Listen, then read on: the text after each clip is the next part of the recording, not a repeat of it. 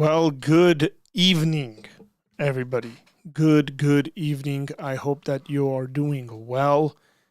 Go ahead and smash that like button. This is a stream that is out of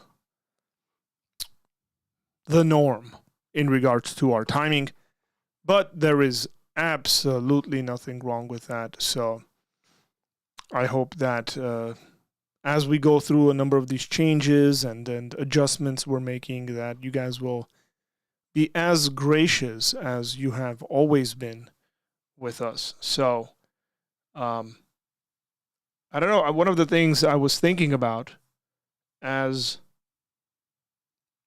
I was getting ready, actually changing and stuff, it's like, my mood is different, obviously, considering the time of day and stuff like that. And I was like, I wonder if that's going to affect the way we have our streams, because this is obviously closer to the end of the day. It might actually make our streams a lot better, considering that I'm not the best when it comes to middle of the day, like functioning in the middle of the day. And our streams have been in the middle of the day. That's my worst time in regards to being active, thinking properly, processing information quickly. I tend to do my best thinking very early in the morning or very late at night. So drop a comment, say what's going on, hello, and we'll go on with our stream. We will open up the Discord chat for folks to jump in there and have a conversation. Today is Tuesday. Fight Club Tuesdays, as some people call it. I think every day has turned into a Fight Club Tuesday, but we're not really doing that. We don't really have those kinds of arguments and fights. We genuinely have conversations with one another respectfully in all sorts of platforms. If you're new to this community, my name is Arthur. Thank you for being here. We also have a Discord community where we continue the conversation, whether in written form or in spoken form. Either one of those things are accessible to you. Make sure you do that. I'm going to make a couple of announcements because I got a note from Patreon that they're changing stuff around, and I like where they're going with it. And we have our Bible studies we're going to restart in a couple of weeks' time. But it seems like that will go alongside what Patreon is doing, which I'm really excited about. And we'll look at it. I know they've updated the app. They've updated their logo, which means I got to update that little thing that I use for our streams whenever I say, hey, if you want to give, you're more than welcome to do so. So, really, really cool stuff. What's up? What's up, Pastor Dave? How you doing, brother?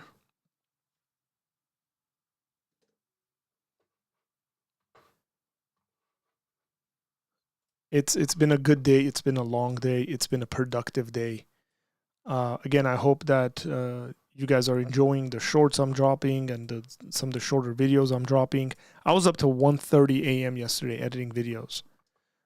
So really excited as we go forth from here, folks. Keanu, how you doing, brother? I got so the reason why I didn't stream yesterday is because you could tell I'm sort of, my voice is kind of weird. I'm not sick. My voice is just really struggling. And that hasn't changed. I got this gigantic mug in front of me with like lemon ginger and honey tea I'm drinking so that, I'll be able to keep up with the conversations. I'm realizing that I'm speaking a lot more than I was. Even though I'm not preaching, I'm speaking a lot more. And I gotta figure out to manage my voice. So yeah. That's there. I just realized I was supposed to text someone who's in the chat. I have made a poll. What? But I haven't posted it.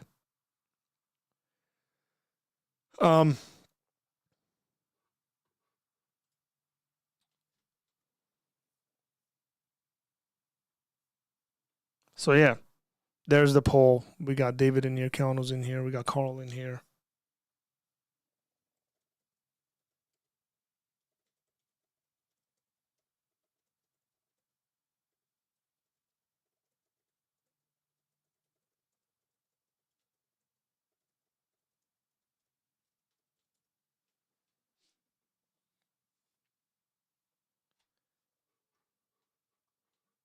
Let's open up the Discord chat, folks, or the Discord conversation. Anyone who's willing to jump into that, you're more than welcome to do so.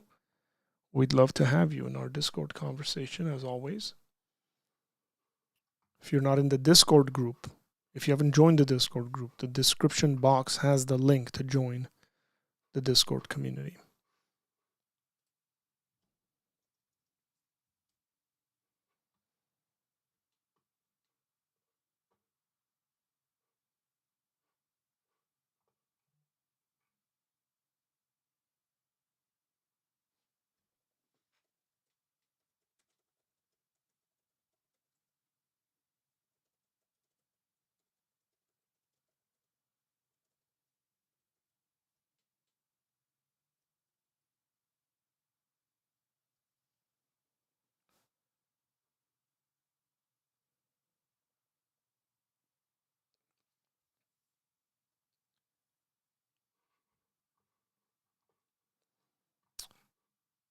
AJ Wilson, what's going on? AJ said, I finally made it.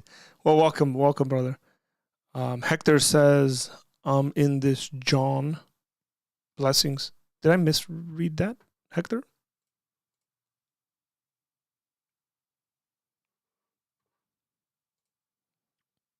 AJ, who is the person in your picture? Please tell me. Which app is the Pisabi luxury delivery service on? I think he might be using multiple delivery services. So I don't know. Pisabi would have to be the person in here telling us those things.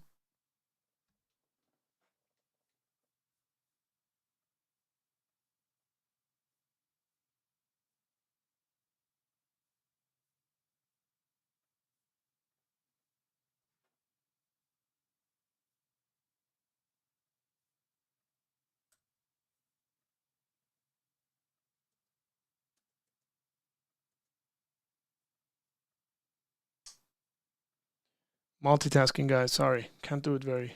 Sometimes I'm good at it. Sometimes I'm not.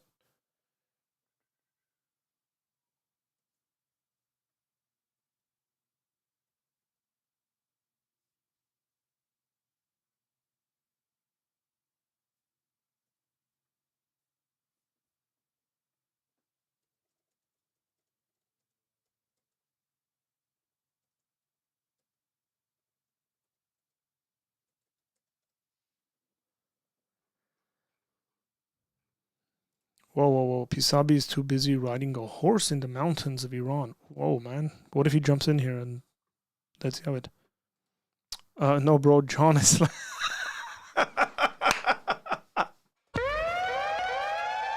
I love it. I love it.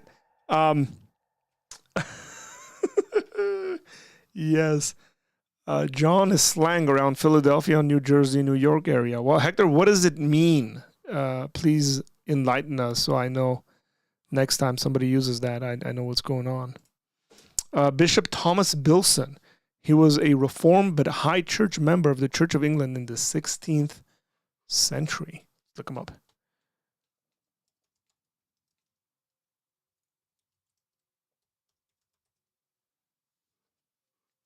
Okay, I'll read up on him later because I'm a history nerdy person.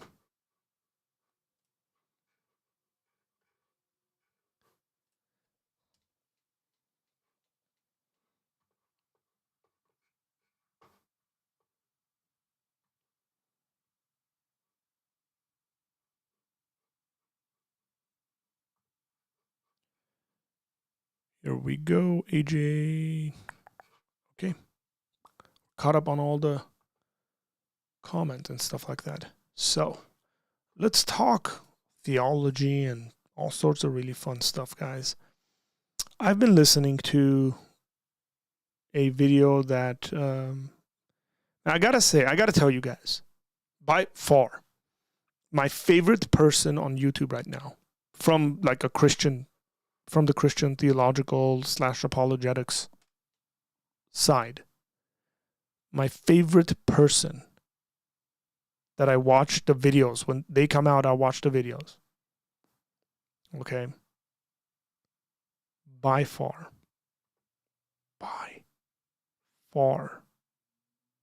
is Gavin Ortland. He did a video I've been watching on Divine Hiddenness. It's his response to Alex O'Connor. It's something we've dealt with on this channel. Thank you to some of the atheist friends, especially Jerome, who's brought up this idea of the non-resistant non-believer that Alex O'Connor put out. He put up a video, and I watched Alex's debate. I made a response a little bit ago, and I must say that Gavin Ortland has put out this video, and I'm very, very close to finishing it. But it's well researched, well thought out, well scripted, and I highly recommend you guys watch it. If you're not subscribed to Gavin's channel, please, believer, unbeliever, it doesn't matter, Catholic, Orthodox, Protestant, high church, low church, no church, whatever it may be, go subscribe to Gavin's channel. The guy is just gracious, well thought out, smart, caring, bold. It's like a man crush. He's a really, really cool dude. And so I've been watching that video, thinking through it, reading a couple of other stuff. But go check that out, guys. Such a great guy. Church history he's phenomenal. He's phenomenal on church history stuff.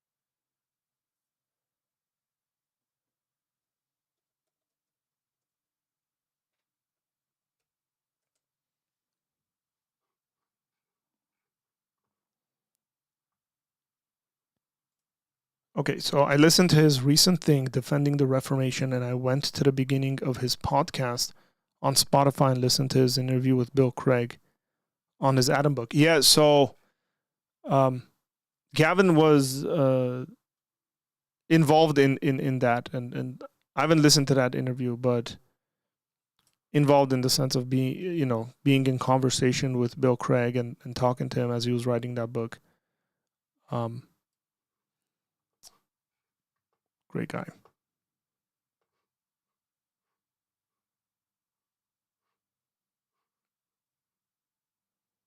Which I'm very confused and curious about, by the way. I'm confused about it too.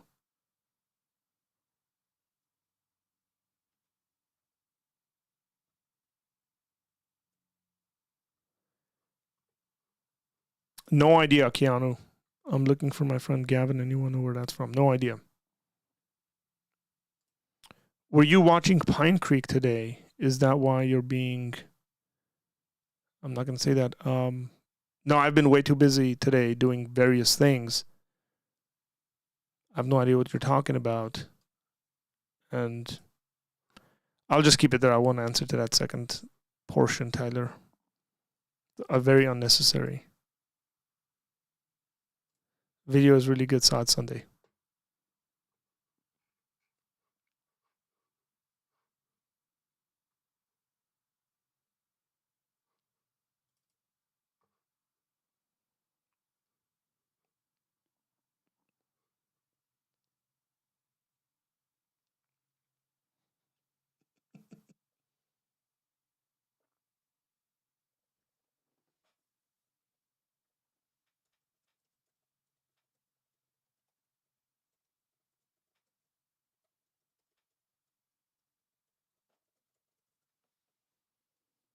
Oh man,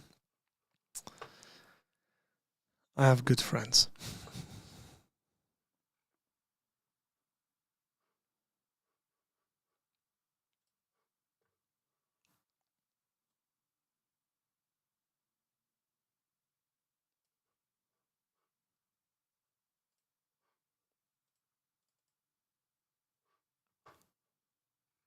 Trying to make the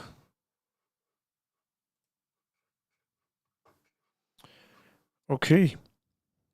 Hey, again, I shall add that our Discord conversation is open. I realize it's about dinner time here on the West Coast, and if you're a late dinner eater, it's also dinner time around the East Coast. So, sorry, but I thought 8 and 5 would do well. Ortland has some very good stuff on church history, especially since a lot of people will just accept Roman Catholic / Eastern Orthodox claims on the church fathers. A big one is icon veneration. Amen, 100%.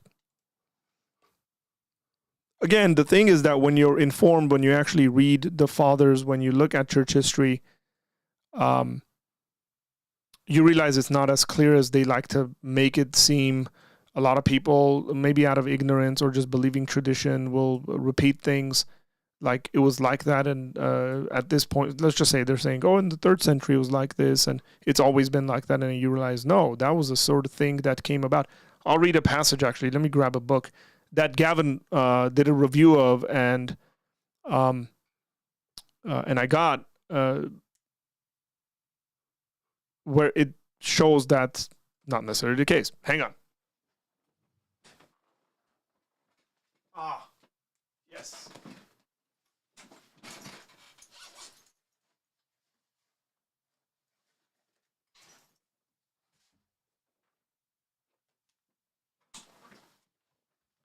When you forget that you're wired up, that's what happens.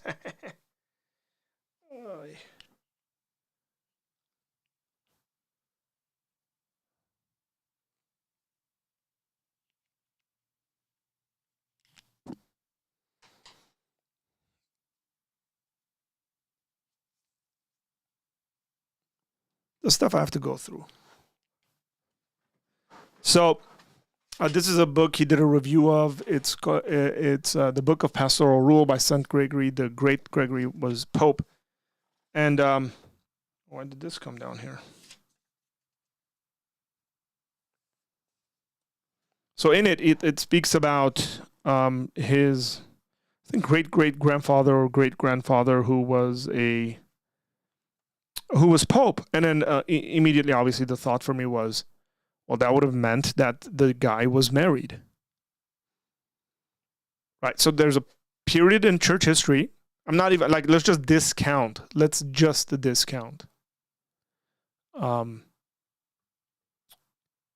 Peter.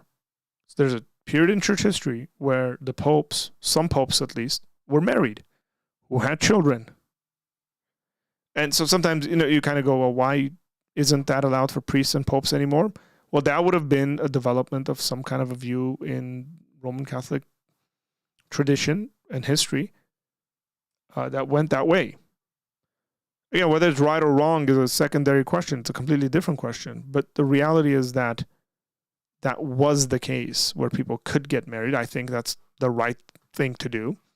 If people don't want to get married, let them not get married. If God's called them to a life of singleness, let them stay single. But it's like very basic stuff that you look at. So yeah, when you actually start reading people and paying attention to how things were done at a certain point, you go, oh, it wasn't as clear cut as people like it to be. So I posted a video earlier today I should comment on. So the video is what you need to know about Jesus. What did I title it? This is the Mark 12 question. What you need to know about Jesus speaking in code. And hasn't done so well, considering. It might have been the timing. I'm not sure. We're trying out, again, different timings of releasing different videos to see how well they do. But I think we have a lot of videos that we're going to be posting. Lots of shorts, guys. Lots of shorts I'm going to be posting. But if you haven't checked that out, check it out. I know Jason was he wrote in the comments, great admirer of that specific video and explanation, and he said he's going to ask more questions like that, and you guys are more than welcome to ask questions where we break down biblical texts and explain it, guys. I do apologetics, but I also, one of the things that we have to realize is that a great portion and a great part of doing apologetics is knowing how to study your Bible well. Simple as that.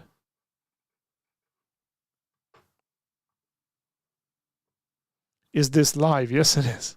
Welcome on Fire for Jesus. One of the interesting things Gavin mentioned in his Reformation podcast is how number of bishops openly had concubines and could essentially go to war against anyone who called them out. Yeah, that was interesting. Hey, it was, you guys, I posted that I was going live at 5 o'clock, like 8-9 hours ago. Try to give you guys a big heads up. I also didn't want people texting me and saying, "Are you not live today?" Well, I posted and let you guys know that the live is going to be a bit later today.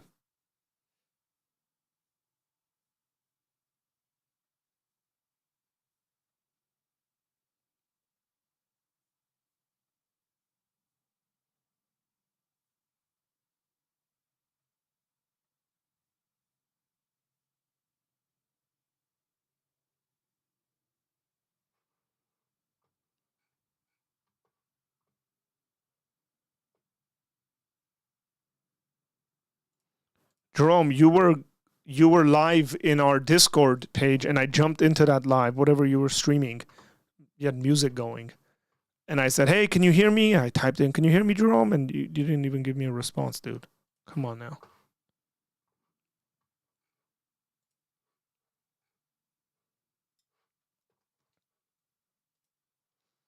I know there's a bunch of other people that are streaming right now that are like way more well known than I am. So here, it's funny, I just opened this up. Here are the people that are open and streaming now. Ruslan, open air streaming. Yeah, we should have open air streaming. That's cool. On live streaming. Ruslan is on. Apologetics Roadshow is on. So David Wood is on. He has Apostate Prophet with him. Revealed Apologetics is streaming as well. So, and then on mine, these Hillsdale College is live as well. So hey.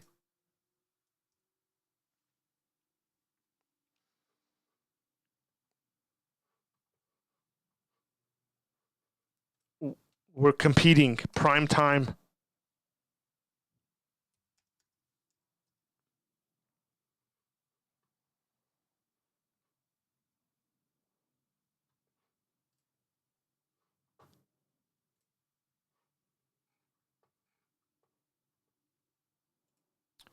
I want to get Book of Pastoral. It's a great book. Our pastor, David, who's in here, we were supposed to read this together, but the dude read it in like 2 weeks. So I'm very early stages.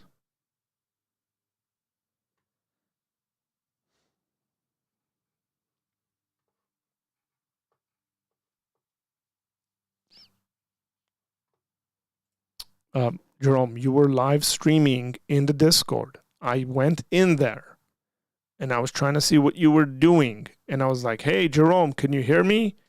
Hey, Jerome, can you hear me?" And no one spoke to me.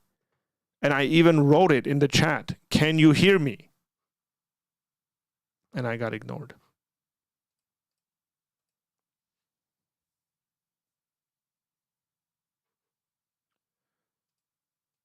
Do not pay attention to the numbers that YouTube gives you in regards to that are watching. So I have one indicator in front of me that says 9 people are watching, another one that says 8 people are watching, and another one that says 13.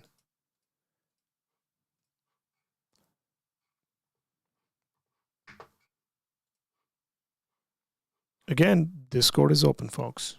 Here, we'll put the Discord thing up here.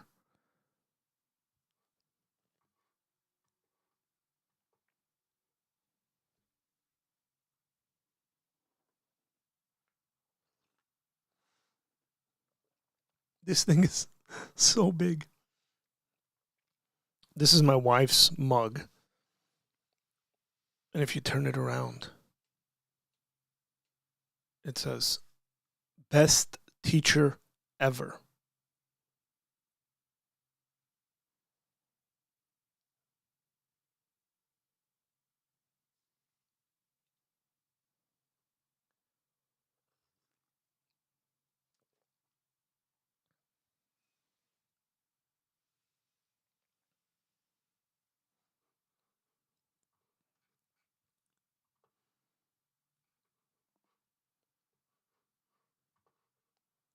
She's a great teacher, by the way.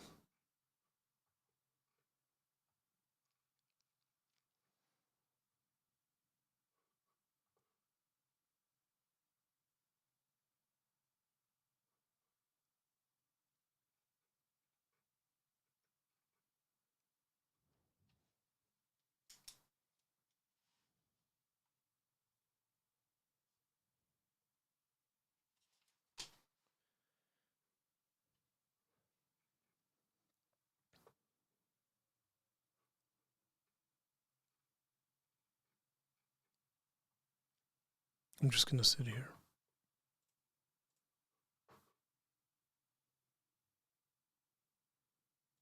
Oh, which is rooted ultimately.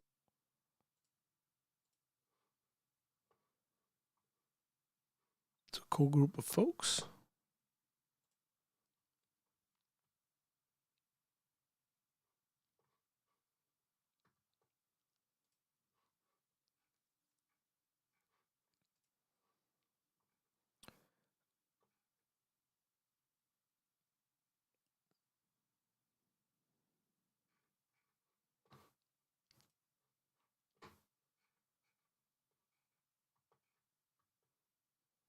I believe you. I believe you, Jerome. It's okay.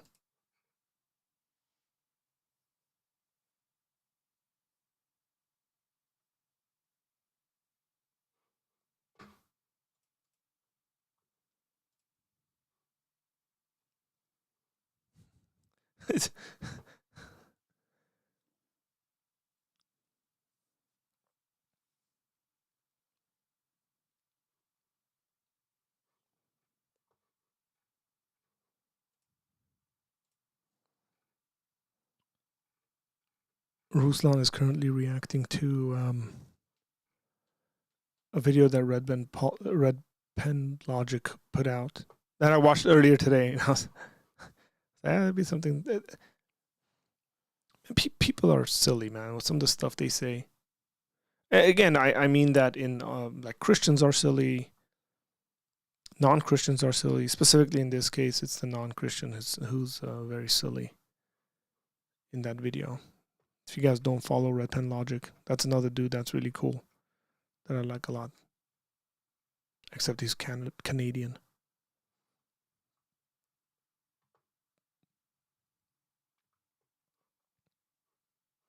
Canada, eh? I'm trying to not do so much talking, guys. I need to rest my vocal cords. So if I can have some of you guys jump in and have a couple of conversations, I'd really appreciate it. I could just not stream because I need to let my voice rest. But I'm committed to you guys. I've made a commitment.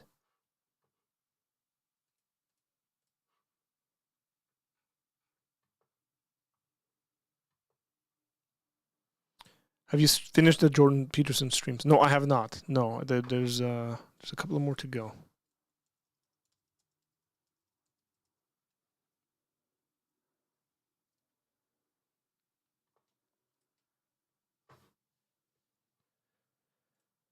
Which one was the last one we did? The last one that we did was, I think we did 12. So 13, 14, I think 15, 16. Yeah, so we got like 4 more to do, I think, to catch up. Now, if I can make the time tomorrow and stream. Do that. I think Doug was reacting to that channel today, Arthur. Yeah. I wouldn't be surprised.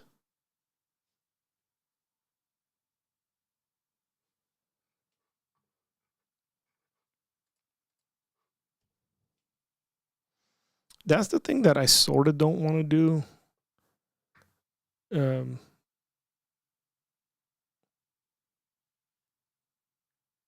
In sense of like something comes out and it's good, and it was good, and videos are gonna come about that thing.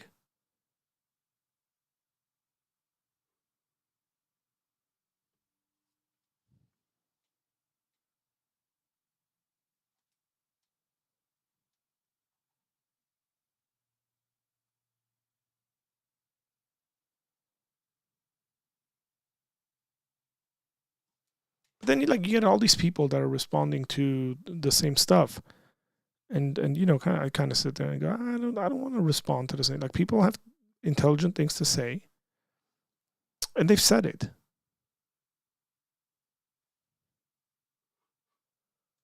What am I going to add to that?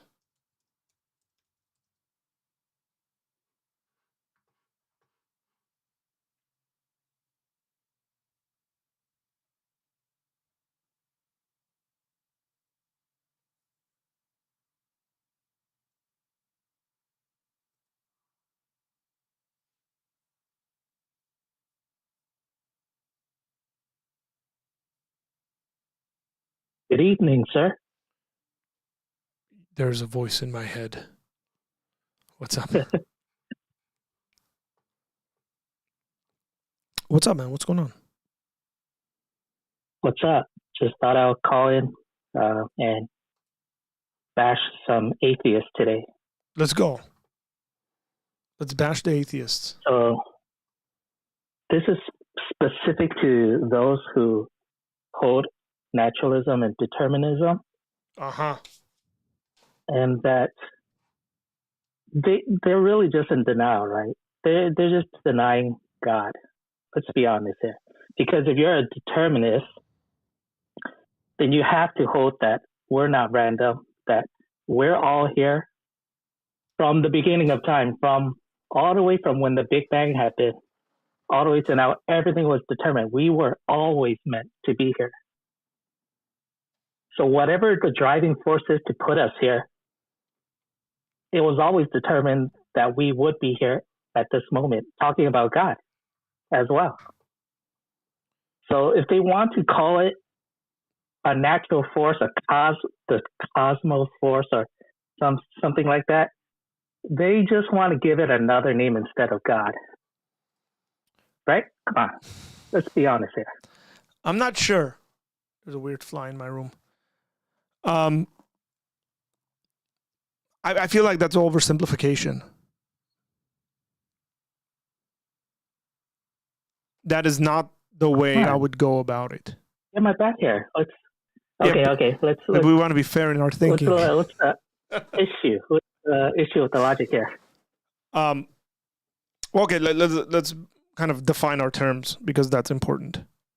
Okay, so how would we define naturalism? Because you said these, and I agree with you that these two things should be kind of put together, but let's define naturalism.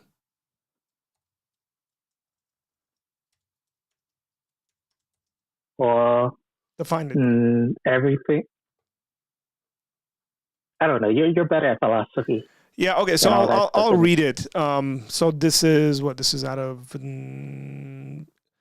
Encyclopedia Britannica, just in case folks are like, Arthur is biased. So this is the Encyclopedia Britannica. It says naturalism. In philosophy, a theory that relates scientific method to philosophy by affirming that all beings and events in the universe, whatever their inherent character may say, are natural. Consequently, all knowledge of the universe falls within the pale of scientific investigation. Okay. Although naturalism denies the existence of a truly supernatural realities, it makes an allowance for the supernatural. provided that knowledge of it can be had indirectly, that is, that natural objects be influenced by the so-called supernatural entities in a detectable way. So we can, for our purposes, I think that second part is not needed. Here's what I want. While naturalism has often been equated with materialism, it's much broader in scope. Materialism is indeed naturalistic, but the converse is not necessarily true. Strictly speaking, naturalism has no ontological preference, no bias towards any particular set of categories of reality: dualism, monism, atheism, theism, idealism, so on and so forth. Now, it should be said that there are individuals that are Christians. Now, I would disagree with them a lot on this. Even if I wanted to be like theologically a bit nuanced, I would say there are individuals who claim to be Christians who hold to naturalism. Like they don't believe in a soul or anything like that. So we might want to, yeah. There's a professor. I think she still teaches there. Her name is Nancy. Hang on, wait. I got to make sure. I don't want to say wrong names here. So Nancy Murphy, who is a philosopher and theologian. She teaches pretty close to where I live. And she's a naturalist. She doesn't think that human beings have souls. But she believes in God. Obviously. Claims to be a Christian. And the way she speaks about kind of the afterlife and all that stuff is in a purely naturalistic sense, and God putting together back natural parts or whatever. What I'm trying to say is that maybe it makes sense to distinguish between like naturalism and materialism / physicalism and stuff like that. So maybe what you mean to say is materialism and determinism or something like that. Or physicalism and determinism. I think that might be a more fair analysis of the situation. Not necessarily. But definitely determinism. Yeah, so determinism is, here's the weird irony, I guess, that when you look at ancient philosophy, a lot of the non-Christian philosophers were determinists. And they were determinists in sort of two ways. There's like two categories you can see them in. One of them is that they're determinists in the sense that they believe everything is fated, there's forces outside of us that are organizing these things for things to be the way they are. Like there's no decision that you're going to make that's going to be any real value or significance, right? The other way, they're also naturalists to a certain extent because they believe all of these deities that exist, especially within like Greek mythology. And I'm not oversimplifying, but I'm simplifying a little bit here, that a vast majority of them thought all these deities were natural. They were very much like us in the makeup, in what they were made of and stuff like that. So this is partly why like you have stuff like the food of the gods or something like that, and or the not the food, like the sustenance power of the gods in Greek mythology. But that philosophically changes as Christians come around. A lot of the ancient, whether it's Neoplatonism or anything of that sort, all the philosophies that were popular in the 1st, 2nd century were pretty deterministic. What's happened is that modern folks have kept the determinism but gotten rid of the deities. And so I would agree that materialism / even naturalism to a certain extent, I would agree, depending on who I'm talking to, that it directly leads to determinism. And I think determinism is just like plainly false, like obviously false. What? No, come on, that's the only truth. Yeah. Were you determined to say that? Exactly. I was. There we go, done. Yeah, and so if I don't know whether I would just like put motive to it. I think the way you phrased it earlier kind of put motive to it, like they just don't want to believe in God or something like that. They think it's a better. I think a lot of people I talk to think it's a better worldview, but the problems that it brings about are too much to overcome, like in regards to its explanatory power. Like what? I'll give you an example. Like, so I put up a video, I think, about deism last night or something like that. A little short part of the conversation we had a number of days ago last week. And it essentially was that deism is a better option. In the video, I said deism is a better option than atheism because deism gives you an origin story. But not only does it give you an origin story, it also justifies various things like free will, moral responsibility, and things of that sort. And I think if determinism is true, this is my major issue with determinism. If determinism is true, we can't punish wrongdoers. Because whenever we punish wrongdoers, there's always the presupposition that the wrongdoer could have done otherwise. That's why they deserve to be punished. They could have done otherwise, but they didn't. They chose this path, and so therefore we can punish them. But if we come across situations in which somebody can't do otherwise, whatever it is that they've done, there are different ways we approach these people. For example, one of them being like we hospitalize them rather than put them in prison or whatever. And yeah, so that's. But I would disagree. The punishment part is if you intend for them to come out better than when they were initially went in. Like there's a learning process with the punishment. Then yeah, but if they're determined, why are you like that's a weird. You will want them to change. How are they going to change? The only thing that that you can argue about the determinism part is that if you knew ahead of time that what their future is going to hold, that's the only way that you can say there's no point. No. We're not just talking about the future because we're talking about present actions. Yeah, exactly. Yeah, so if I'm an angry person who continuously lashes out in anger and no control over it, then I could very easily argue that I was determined to be that way. I have no choice in the matter. Why are you going to punish me over my anger? The only reason that you punish people for stuff like that is, they're a nuisance to society. Well, no, it's a correctional reason for the punishment. It's not to punish them for their past action. Well, hear me out here. Correct their future action. Hear me out here. Why are you assuming that they can change if determinism is true? It might not. They might not. But why are you assuming that they cannot change? Because determinism is true. They're determined. It's just because they're different. Again, you don't know the future. You don't know what's determined in their future. If they might have been determined to change. Well, yeah, I think you're thinking. I think. Okay, so I think we're talking past each other a little bit, but I think you're thinking about it in a more broad sense, like, and you're just talking about the future, as opposed to me talking about like individual actions in the moment. Mm-hmm. Right. Yes.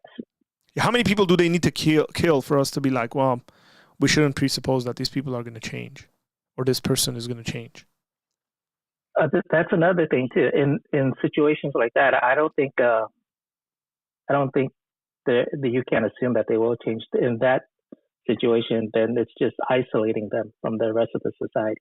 It's not really a punishment. It's just they just cannot be with the rest of society anymore. Yeah, no, I get that, but I just say I think it's pointless. We don't live like this. Moral responsibility and our moral intuitions do not lead us to think towards determinism. That's not what you come out like thinking. If you expect anybody to be different or to change or to grow or to do better, the way we educate our kids, the way we have expectations of other human beings, I think flies in the face of determinism.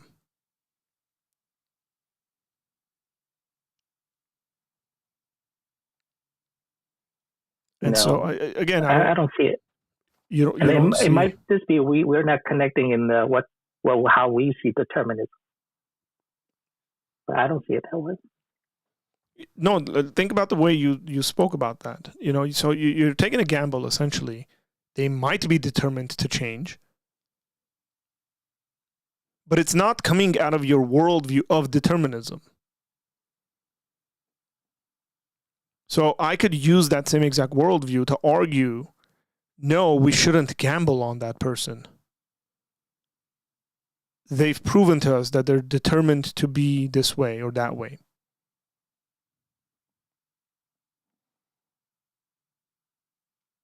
But again, you're saying that as if you know what they're determined. Well, no, I'm saying once they've done an action, to hold them responsible over that action, that specific action, makes no sense, regardless of the future. Because they had no choice but to commit that action.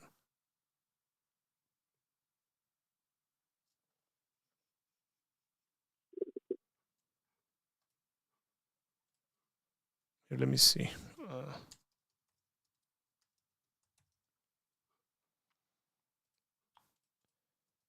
And we'll open up here, Stanford Encyclopedia of Philosophy.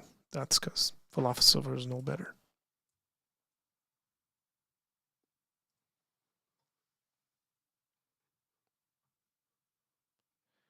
Let's check out this line. Let me actually put this up.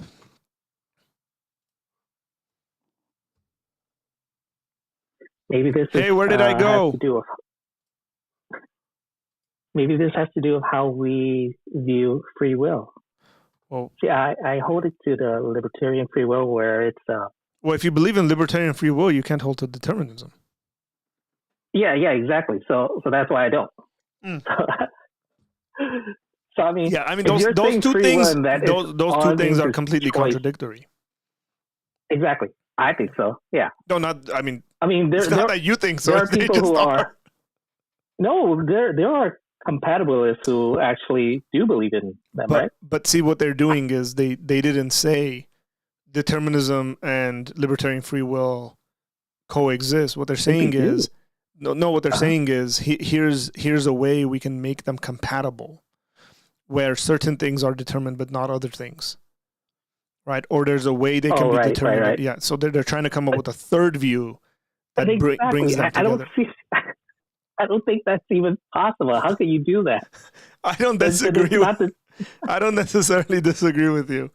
So, yeah, let me read this. Okay, so causal determinism is, roughly speaking, the idea that every event is necessitated, and these are the key philosophical phrases here, that every event is necessitated by its antecedent, which means there's no choice in the matter. It has to be that case, depending on what just came before it.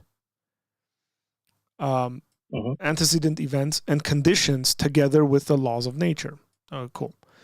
The idea is ancient, but first became the subject to clarification and mathematical analysis, 18th century, so on and so forth. Determinism is deeply connected to our understanding of the physical sciences and their explanatory ambitions. On the one hand, and with our views about human free actions on the other. In both of these general areas, there is no agreement over whether determinism is true, or even whether it can be known true or false, and what the import of human agency would be on either case. The best I've seen from a deterministic perspective, I remember watching a lecture series from a professor. I want to say the guy was from Harvard or Yale or something like that. Might have been Princeton. One of those cool universities. Was essentially an argument for determinism using like quantum mechanics and probabilistic outcomes. So what they did is they essentially made the options available more. So it's probabilistic, but it was still determined within those confines. That's probably the best I've seen where somebody was doing a pretty decent job of trying to bring it together. But, and again, this definition in regards to it being, this is where the materialism comes in. In this definition we just read, it spoke about like, it's highly dependent on our understanding of the physical sciences and the laws of nature. That's essentially where the materialism is coming into play. Do you see a lot of people that actually hold to determinism in a consistent manner? Why not? Yeah, I do. I think I do. You what? I hope I do. I hold a deterministic worldview. You just said you believe in libertarian free will. No, I did not. Oh, absolutely not. I'm the opposite. Okay, am I misunderstanding the stuff you're saying? Yeah, I came here to bash my people. Yeah, but early, like 5 minutes ago, did I not understand you well? I brought up that as the opposite. I don't believe in that. I believe in determinism. That's what I meant to say. Okay. Mm-hmm. So what would you? No, I don't. So how do you consistently tell me like how in your practical day-to-day living you hold to determinism? So basically, I mean, do you believe any type of machine has libertarian free will? Do you believe any machine has free will? Is this a way for you to answer the question I just asked you? Yeah, pretty much, because I see us as machines. I get that. We get up, we do our task, and we just do things that are based on previous events, and pretty much I see it as us processing inputs and delivering out outputs. That's pretty much it.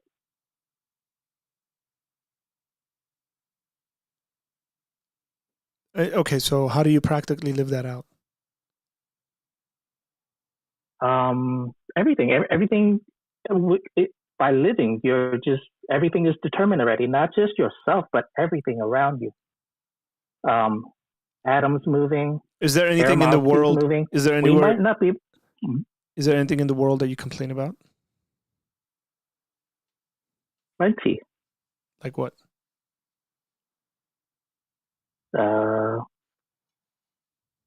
I actually don't complain about making enough money, but let's just say money. That's the main thing people complain about. Well, that's a bit different, I think. Okay, so let's take that. I think we can roll with it.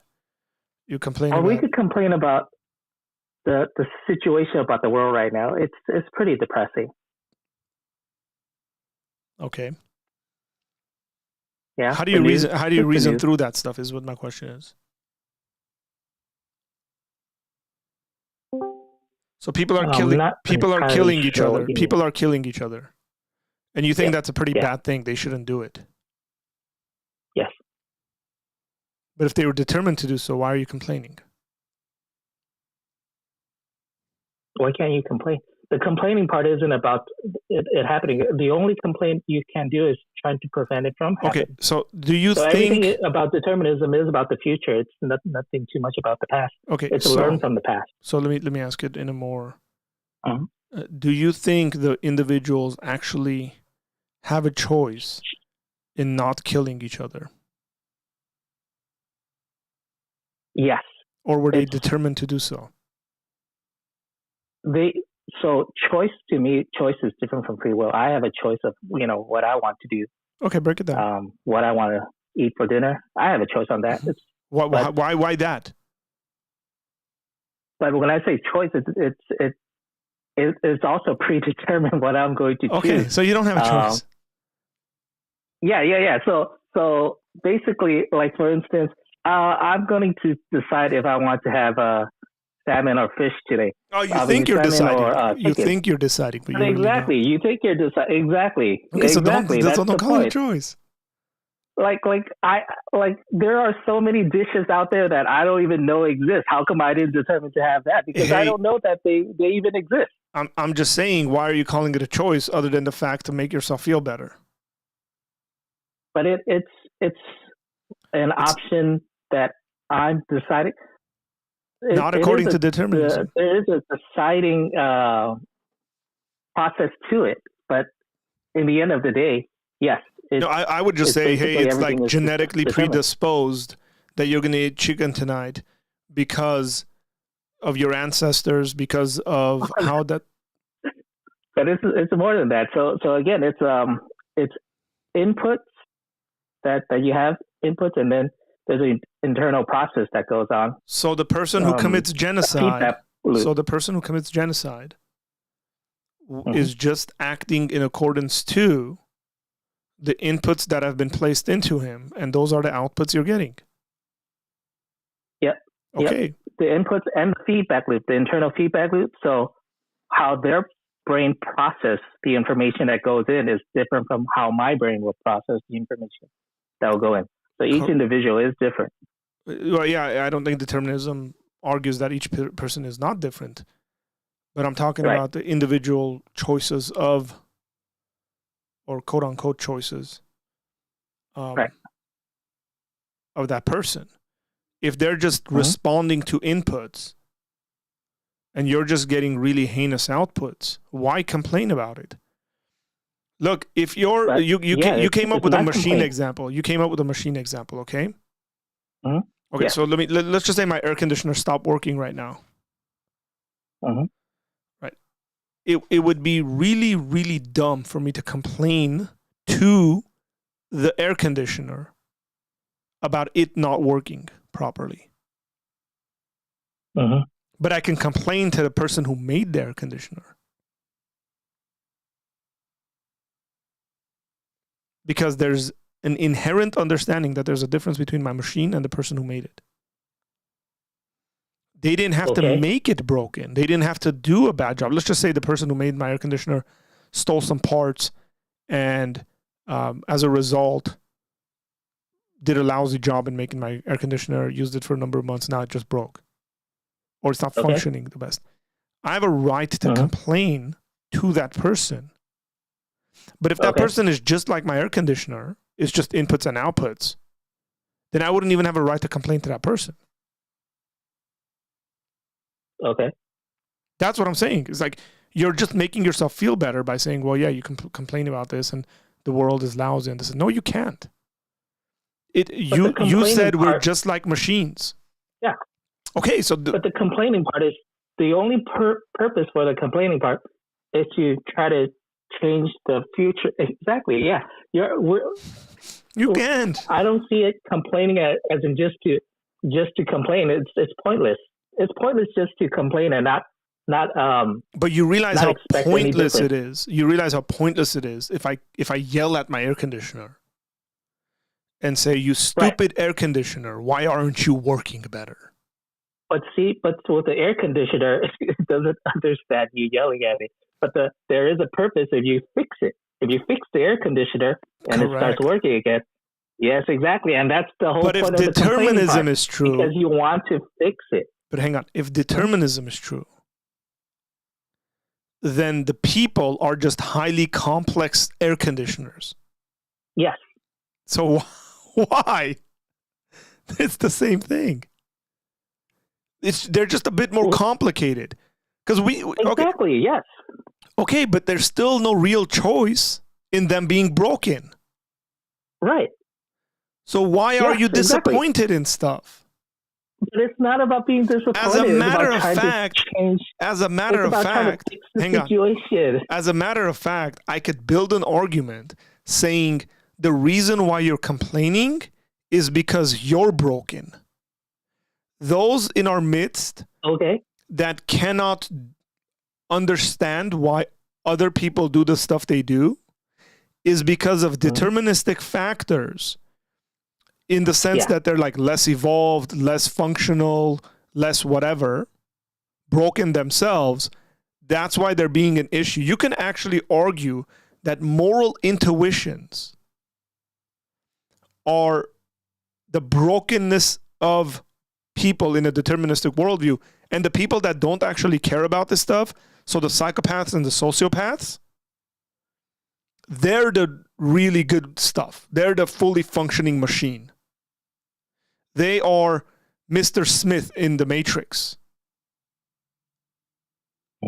Because they know how to make those decisions. It's all zeros and ones, right? I might be coding Matrix stuff right now. They're not real decisions. There is no one behind whatever that you have to care about. Why care about them anyways? Right? This is why the Matrix gets developed, essentially, is because people can't make those kinds of... People are lousy at making decisions of a hard nature like that. So if determinism is true, the people who have more moral intuitions would be as broken as my air conditioning unit. Like, you have to follow your worldview to its logical conclusion. Mm-hmm. That's all I'm saying. But exactly. The problem is that you guys don't. You don't follow your... I don't see where you're saying it does not. Like, I'm not complaining just to complain. I'm complaining to try to fix the problem. There is nothing to fix, is what I'm saying. Those individuals... That's the point. Hang on. Those individuals but that we can might make those... not know the solution. That's the thing. It's an air conditioner that we're not able to fix. We don't know the solution to fixing it. Well, that's not true. They think they have a fix to the problem. Let me come up with a scenario. Mm-hmm. Okay. Do you think that it is a good thing to care for people who are extremely non-functional, whether physically or mentally? Yes. Yes, you do. Say there's an individual who says, no, they are really bad to human progression. They are really bad to human evolution and so on and so forth. We don't want those genes passed down. Okay? And that individual or that society is willing to get rid of all those people. And they're making that decision very much like, I keep making movie references today, very much like Thanos from the Avengers, right? So he's like, hey, let's randomly kill half the population. And you're there saying, no, this is a bad thing. We shouldn't be doing this. And he looks at you and says, you are a part of the problem. You're a less evolved person. You haven't gotten to my level yet. You probably won't because of some weird defect in your ancestors that has led you to think like that. My ancestors were a lot more evolved, and they've brought to me, they've genetically caused me to be the way that I am. I am better for society than you are, because Thanos didn't even say all that. Thanos really did just do it randomly. But yeah, no. What I'm saying, I know. It actually makes more sense. It makes more sense if someone thinks that way that you're just describing right now. That, hey, I'm more evolved than you, so my race should be allowed to live than you. Yeah, if determinism was true, this doesn't apply to humans. So here's the thing: we're all pretty much equal. If determinism was true, that would be the most logical outcome. And to be consistent with your determinism, you shouldn't say anything. How so? No, I mean, explained what you're saying doesn't make sense because we currently do apply to all the other animals that we're pretty much taking over all the lands and we're kicking all the other animals out. It does not apply to humans because humans are. Of course, it does. You have people who are not. You have human beings who care about nature, and they say we shouldn't abuse them, and we should care about animals. Yeah. Yeah, there are. There's plenty of those. So they're exactly. So what you're saying is that there are glitches in the system. I'm not saying that. Should we get rid of them? They might actually have a point. Should we get rid of them? They might actually have a point. What's the point? But we have to listen because, hey, I might be the one who's wrong. That's why. Determinism doesn't care about right or wrong. It's all about function. It's about the progression. No, it's So not. it does care about right or wrong. No, there's no. Look, if we're talking about atheistic determinism, there's no telos, there's no design. It just is. So there is no end goal or right or wrong, nothing like that. It's what is more advantageous and practical. Dude, I could be more of a ruthless determinist than you. That's what I think. It's partly why I'm a Christian, by the way.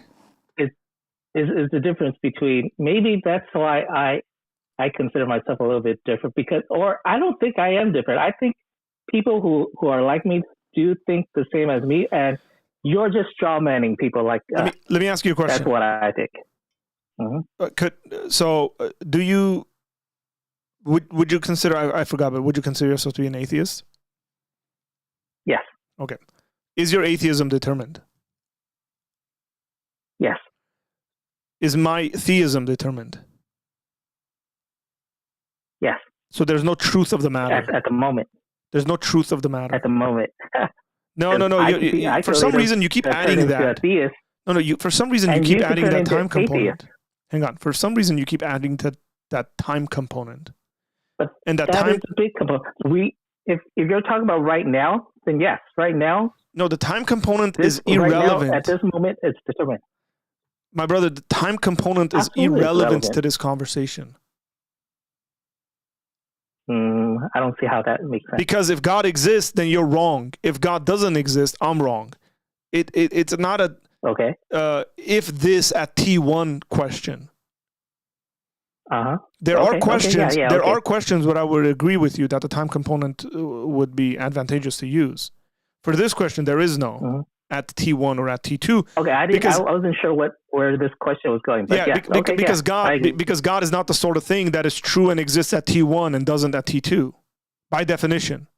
Right, you're talking about the actual truth if a God exists or not. I thought you were talking about just our perception, our belief. That's the confusion correct. Where our beliefs are about things. Yeah. So our beliefs about things should be at least reliant on whether those things actually are the case or not.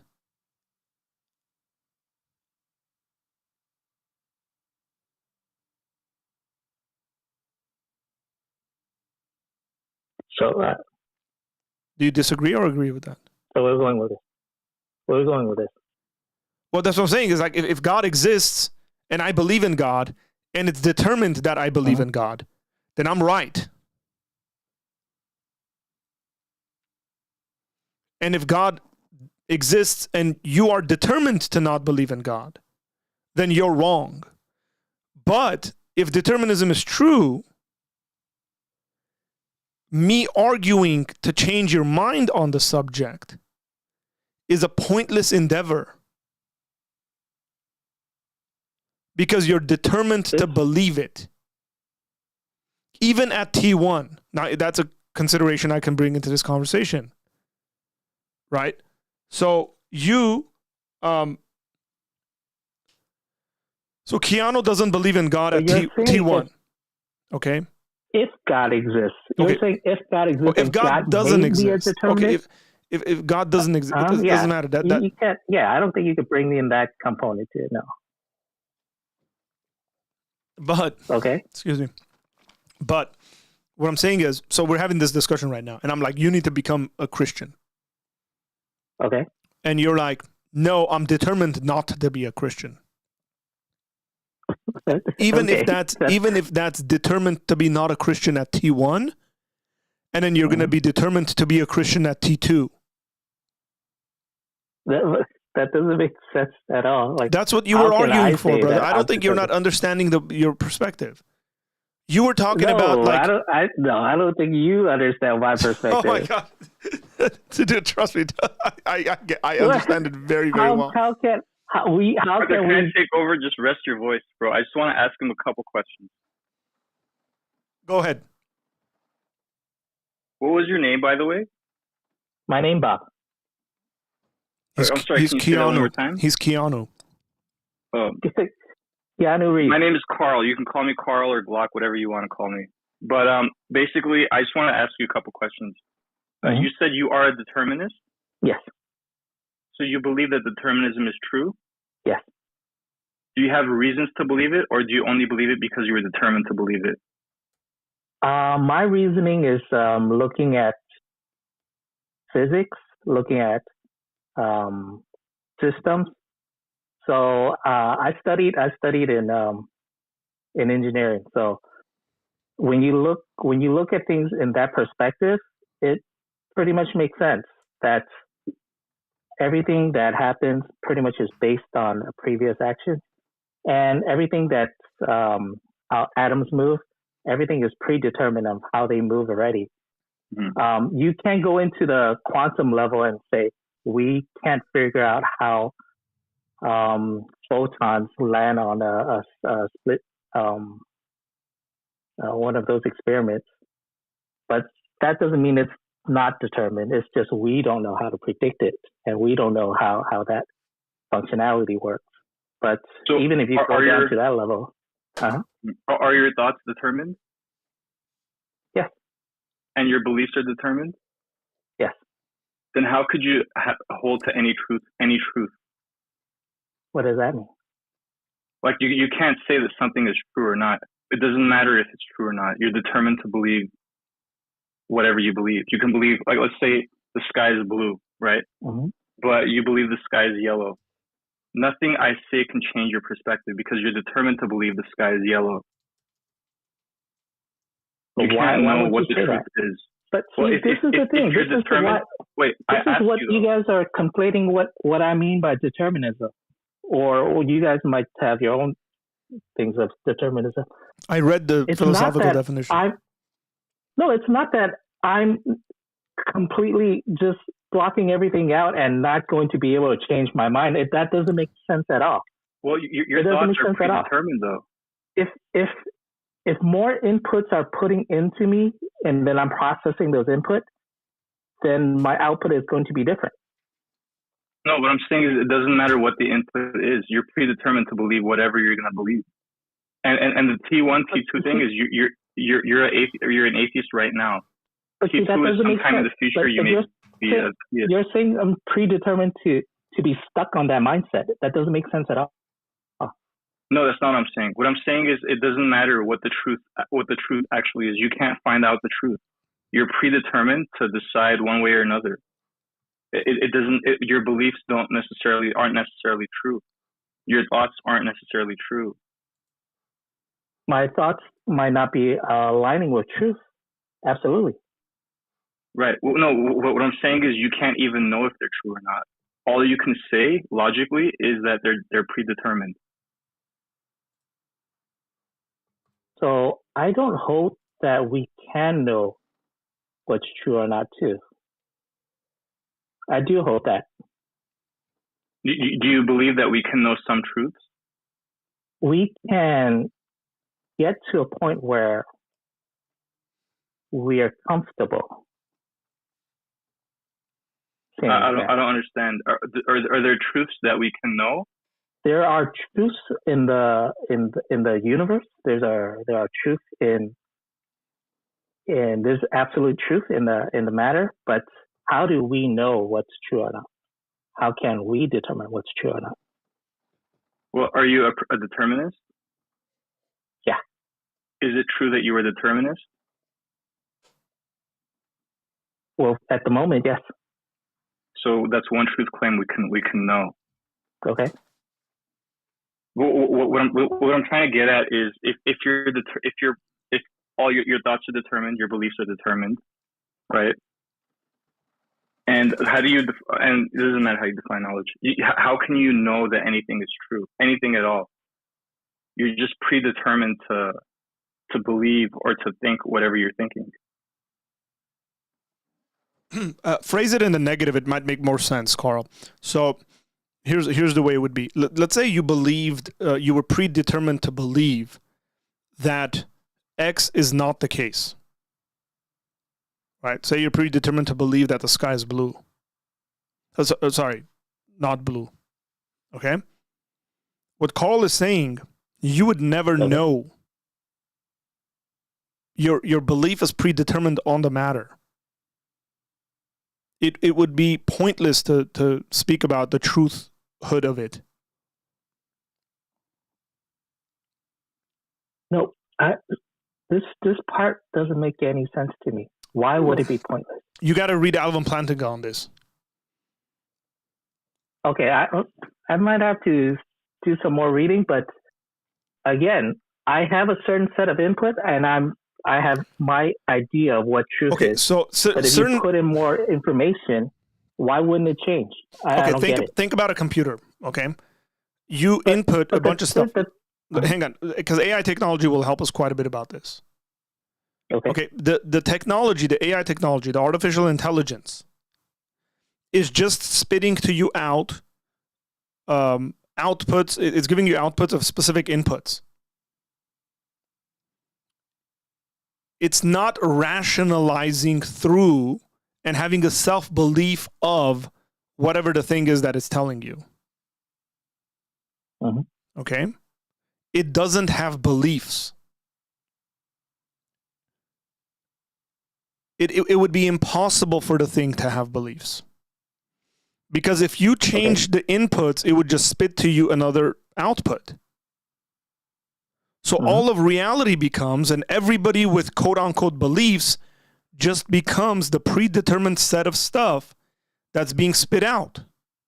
So to speak about the truth of the matter is a pointless endeavor. Alex O'Connor proved this by the video he posted recently about him forcing, essentially, ChatGPT to agree that God exists. Because ChatGPT doesn't have beliefs. It's just spitting out outputs because of certain inputs. What he did is he messed with the inputs and he got whatever his desired output was. ChatGPT didn't sit there and say, no, you know what, Alex, I really don't think that it's logically consistent X, Y, and Z. But that's why I'm saying, too, I can't determine what the truth is as well. That's exactly it. Because if you wouldn't even be able to have a about conversation about I might the have truth. Different outputs. You're missing kind of the point. Why even bother having the conversation? Because the more inputs you get, the more likely you are to. The inputs are all predetermined, my friend. Truth. That's the point. Yeah. Okay, so what are you finding out if they're all predetermined in you? There are going to be more and more inputs. I don't see what the who's issue. Doing the inputting? When you're saying predetermined, like everything is okay. If you 100%, I don't know how you can know what is predetermined and what is not. But yes, I would agree that if it is determined that I'm going to ignore everything, or I have, for some reason, I just won't say the sky is blue. I will have to keep saying the sky is yellow. If for some reason I am determined to say this, then yes, I am determined to say this. But how do you know? You can't read the future. It doesn't make sense for us to say that. It doesn't make sense for us to say what is determined. It has nothing to do with the future. Everything has to do with the future. No, it doesn't. That's all there is to it. That's the whole point of determinism. No, it's not. That's my opinion too. No, it's not. This is where you're missing it. Determinism is not about the future. Determinism can only make sense with a timeline. No, correct. Otherwise, but it's not about the future. But it's not about the future. You're right on the timeline, but not about the future. It is about the present. It is about things that happen in the present and the explanations you give of those things in the present.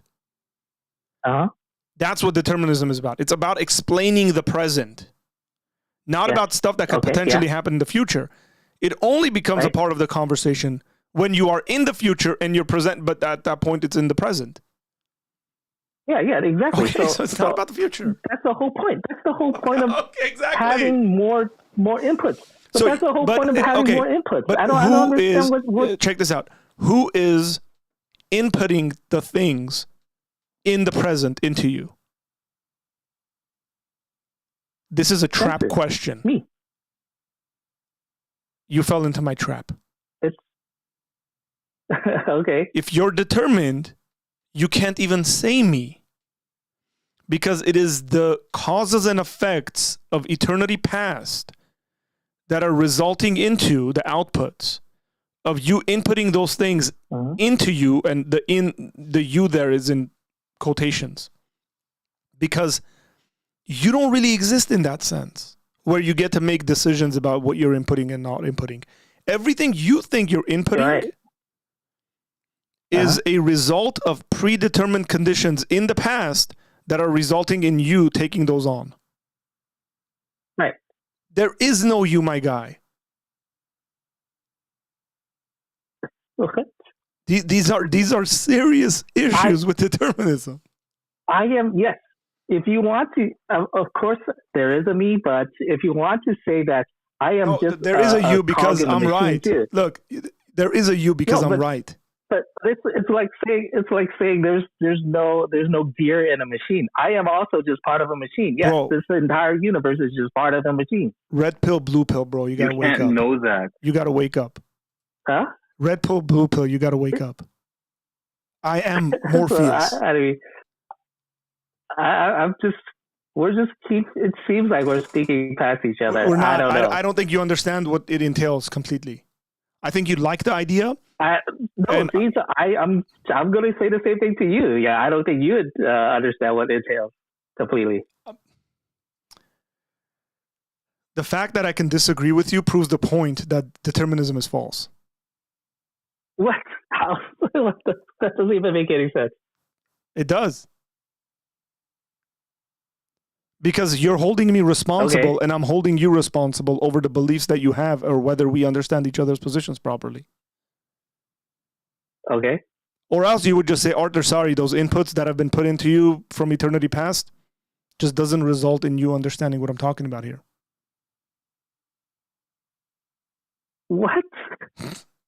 Again, this is assuming that I would know what it will change your output.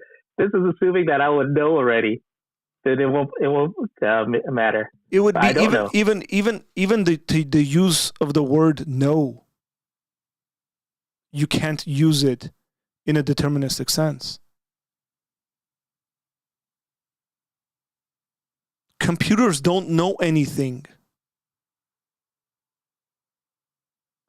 It's just process. Okay, so you don't know anything. I process.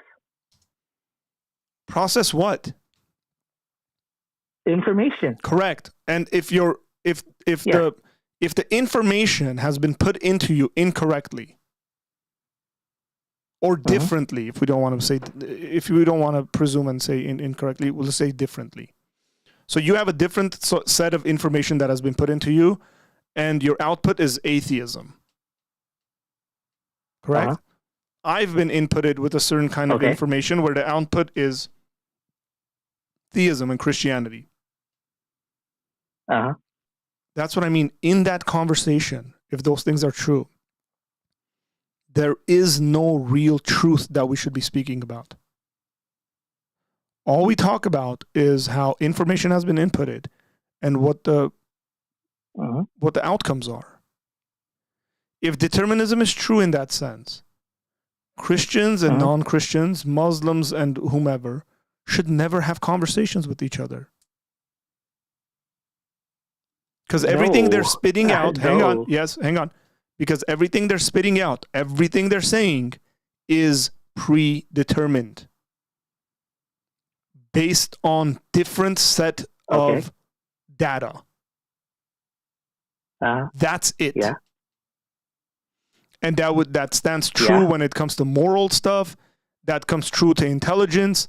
That's true of any other set of things you want to talk about.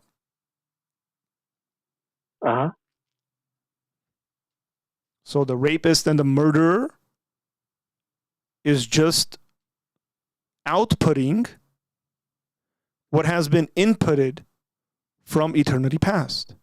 And they're outputting all that stuff in the present. That's it. Yeah.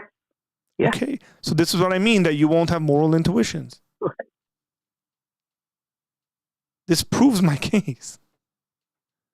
What? I don't know. Like, I just spit out like philosophy papers to you, bro. Like syllogisms and all that, and you're saying what? Come on, you gotta be ready. No, the part. Dude, if I were a determinist, you're saying, if I was an atheist, I'd be the best atheist on the planet. Because I would actually hold these things to be true. And I'd agree with the theist. No, you're not. I think, to me, I think you're applying your theistic worldview into what an atheist is. What have I said? What you're saying right now. What have I said? Now, has in any way, hang on. What have I said that has in any way suggested I'm applying my theistic framework to this? It's as if you're saying it doesn't matter. The part that you're saying that it doesn't matter. It doesn't matter to have these conversations. It doesn't matter to try to change each other's I'm not saying it doesn't worldview. matter. Okay, listen to me carefully. I'm not saying it doesn't matter. I'm saying if determinism were true, it wouldn't matter. It does matter because determinism is false. Okay. So let me see if I could change the way I'm saying it. It wouldn't matter in the sense that it is predetermined, but the part. So I don't know. Maybe we're having the issue of the word matter itself. It wouldn't matter, but it's going to happen anyway. So maybe we could say it like that. Okay, let's say it wouldn't matter, but this is what's determined to happen anyway. But it's not. Maybe that's how you could literally turn off the computer and go it's not? jogging. If you have a deterministic worldview, it is going to happen. Everything, it is going to just happen. And so therefore, any conversations about truth are pointless. Like I said, things it's not just pointless. are. Well, okay, yeah, okay. You could let's go back to that. You could use the word pointless, but it's going to happen. Okay, so let me put it this way. Conversation is going to happen. I get what you're saying. Yeah. That's a time component of it. Again, you like the time component quite a bit. I've thought about time and existence quite a bit. It has to be part of it. At some point it does, but not necessarily. When you and I speak, we're speaking about the truth of the matter. Correct? Okay. Any conversation that people have is about truth of the matter. There's an underlying expectation that I could somehow convince you, say we're on opposite sides, of the truth of the matter. What I'm saying is if determinism was true, that wouldn't follow. The underlying expectation wouldn't follow.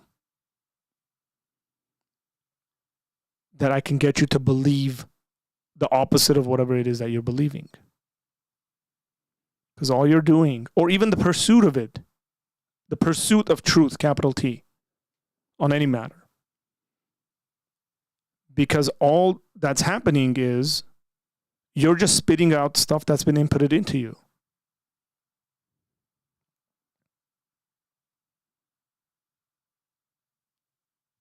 It's just like computers help us so much with this. Computers are determined, right? The way computers function, they're determined. Yes. Okay. They don't have beliefs. They don't care about truth. They don't pursue truth. None of the things that you and I are doing do computers care about. Yes. But we do. And you can't. And you could view ourselves as a computer too, just like an AI that's able to gain more knowledge. That's okay. Maybe you don't want to say it that way, but because it's not true. AIs don't able to keep building. It doesn't gain more knowledge. Yeah, but it can't keep taking more inputs and processing the inputs with its initial. You probably can't say knowledge too. Initial information. Correct. Same goes with us. Exactly the same. It doesn't. So that's what I'm saying. we're We just taking- can gain. We can change our minds. We can acquire new knowledge. We can disagree. This is the same with AI too. Yes, this is the same with AI as well. It's not. If you start, you can. You absolutely can. That's the whole point of AI. That's the whole point of general AI. That's when you can actually call it AI. So At this point, we still can't really call it AI. So you have At faith this that point we're gonna. right now, we're still just calling it. So you have blind faith that at one point we're gonna develop something that's gonna be I could see that. Yeah. valuable Yeah, to actually call it AI. Yes. So yes, exactly. In other words, people like me who are determinists, we have to think that. We have to think that. I agree. In some I agree. You have to think that way. Right.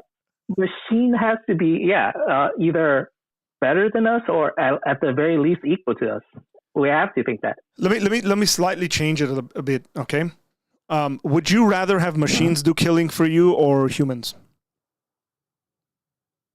None. Why? Neither. What killing of what? Other humans? Well, yeah. No, I don't want that at all. What? Why? What do you mean? It depends on what the killing is for. No, it doesn't. Either way, it's the. It doesn't. It doesn't determine on why you're killing. Oh, are you going in the angle in we might hurt the machine's feeling or something like that? No. Oh, where are we going with this? Well, if I'm playing chess with you, I'm not going to tell you my next 5 moves. Okay, but if no, at the moment, look. If you want me to just answer,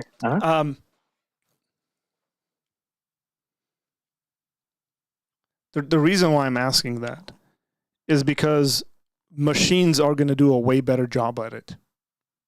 If the end result is to kill, machines are going to be way, way, way better at doing it than humans. Yeah. If that's the end result. Correct? Yes. Yes. Because they're fully determined to do so. They, in that situation, on that specific scenario, okay, they would be better at it.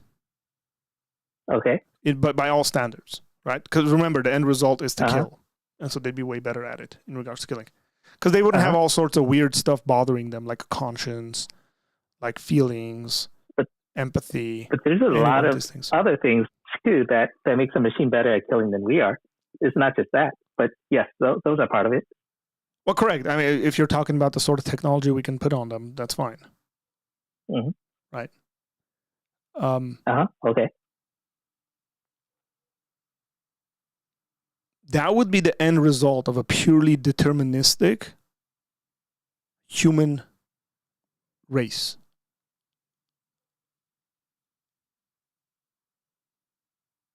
Okay. Should we strive towards it or not?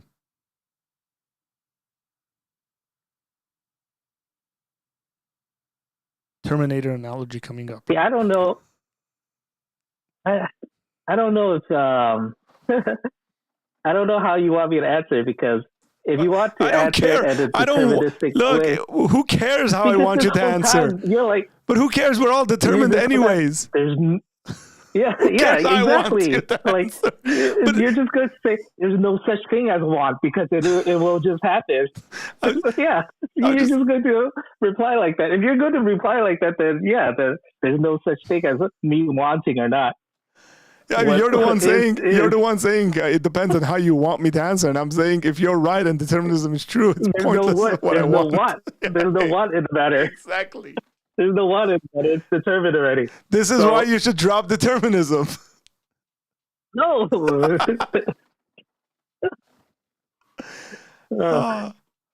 Hey, I think the chat is getting mad at us. The way that we're communicating. Hey, the funny thing is that maybe you and I know what we're talking about.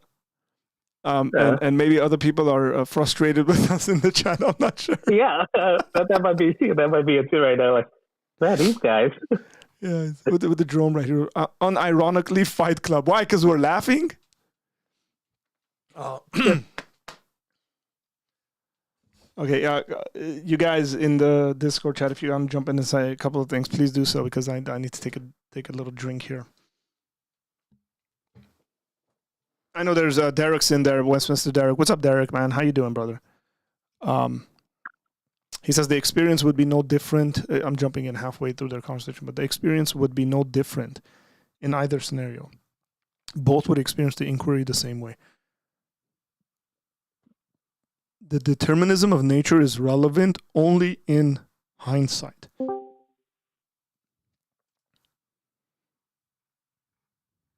I wonder if Derek wants to jump onto our Discord conversation and speak about this.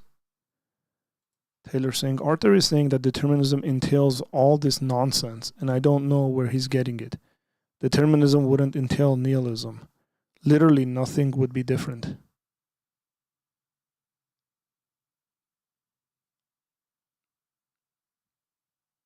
Okay.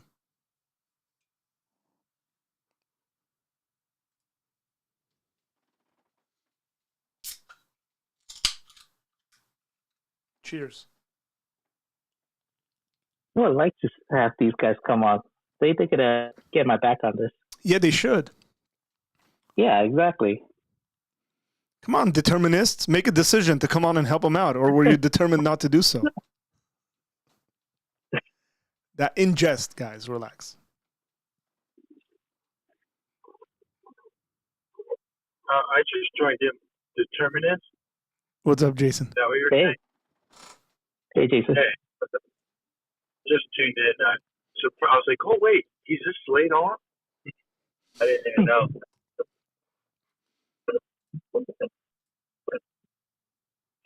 I should play so a what's video. The conversation that's going on right Man, we've been talking for quite some time now. To recap that is going to be... Ooh. now? I'll just listen in. I'm going to play a video. Alvin, you've taken a fascinating... Hang on, I'm going to play a video of Alvin Plantinga in conversation. And let me pull it up and then I'll tell you guys why I like that channel. And if you're not subscribed, you should. I think it'd be beneficial. Theists and atheists alike.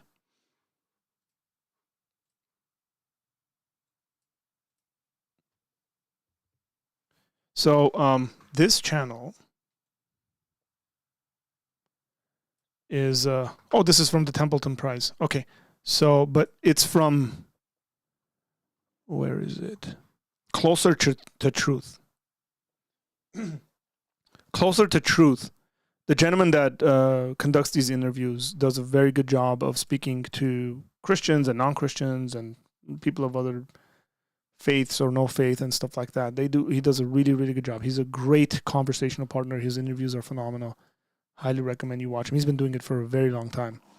So this is him speaking to Alvin Plantinga about his evolutionary argument against naturalism.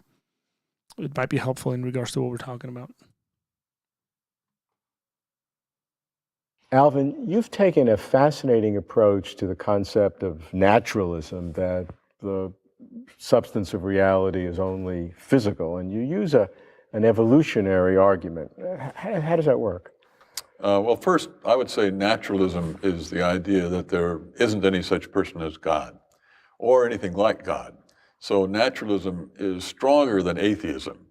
You could be an atheist without rising to the full heights or descending to the full depths of being a naturalist. So if you didn't think there was any such person as God, but you thought there was something like Plato's idea of the good, let's say, then you would be an atheist but not a naturalist. And my argument is against naturalism, really. Now, when I speak of evolution, I just mean what everybody else means by this, the idea that we human beings have come to be by some process of descent with modification, where the driving force behind the process, you might say, would be natural selection working on or winnowing some source of genetic variation. Random genetic mutation is the usual suspect, you might say. And what I think is the case is I don't think you can sensibly believe these two things together. I mean, it often seems like people think of evolution as a pillar in the temple of naturalism, but I think they conflict with each other. That's fascinating thought. So let's understand it, because most people would say just the opposite, that if evolution is one of the cardinal proofs of naturalism and that the world is only physical. I mean, that's what people would tend to think. Yeah, that's what some people think, and I think those people are wrong. I think, as I say, you can't sensibly believe in both naturalism and evolution. This argument has to do with the reliability of your cognitive faculties, like memory and perception, a priori intuition, or mathematical and logical intuition. Maybe there are others, induction, let's say, whereby you know something about the future by virtue of knowing about the past, etc.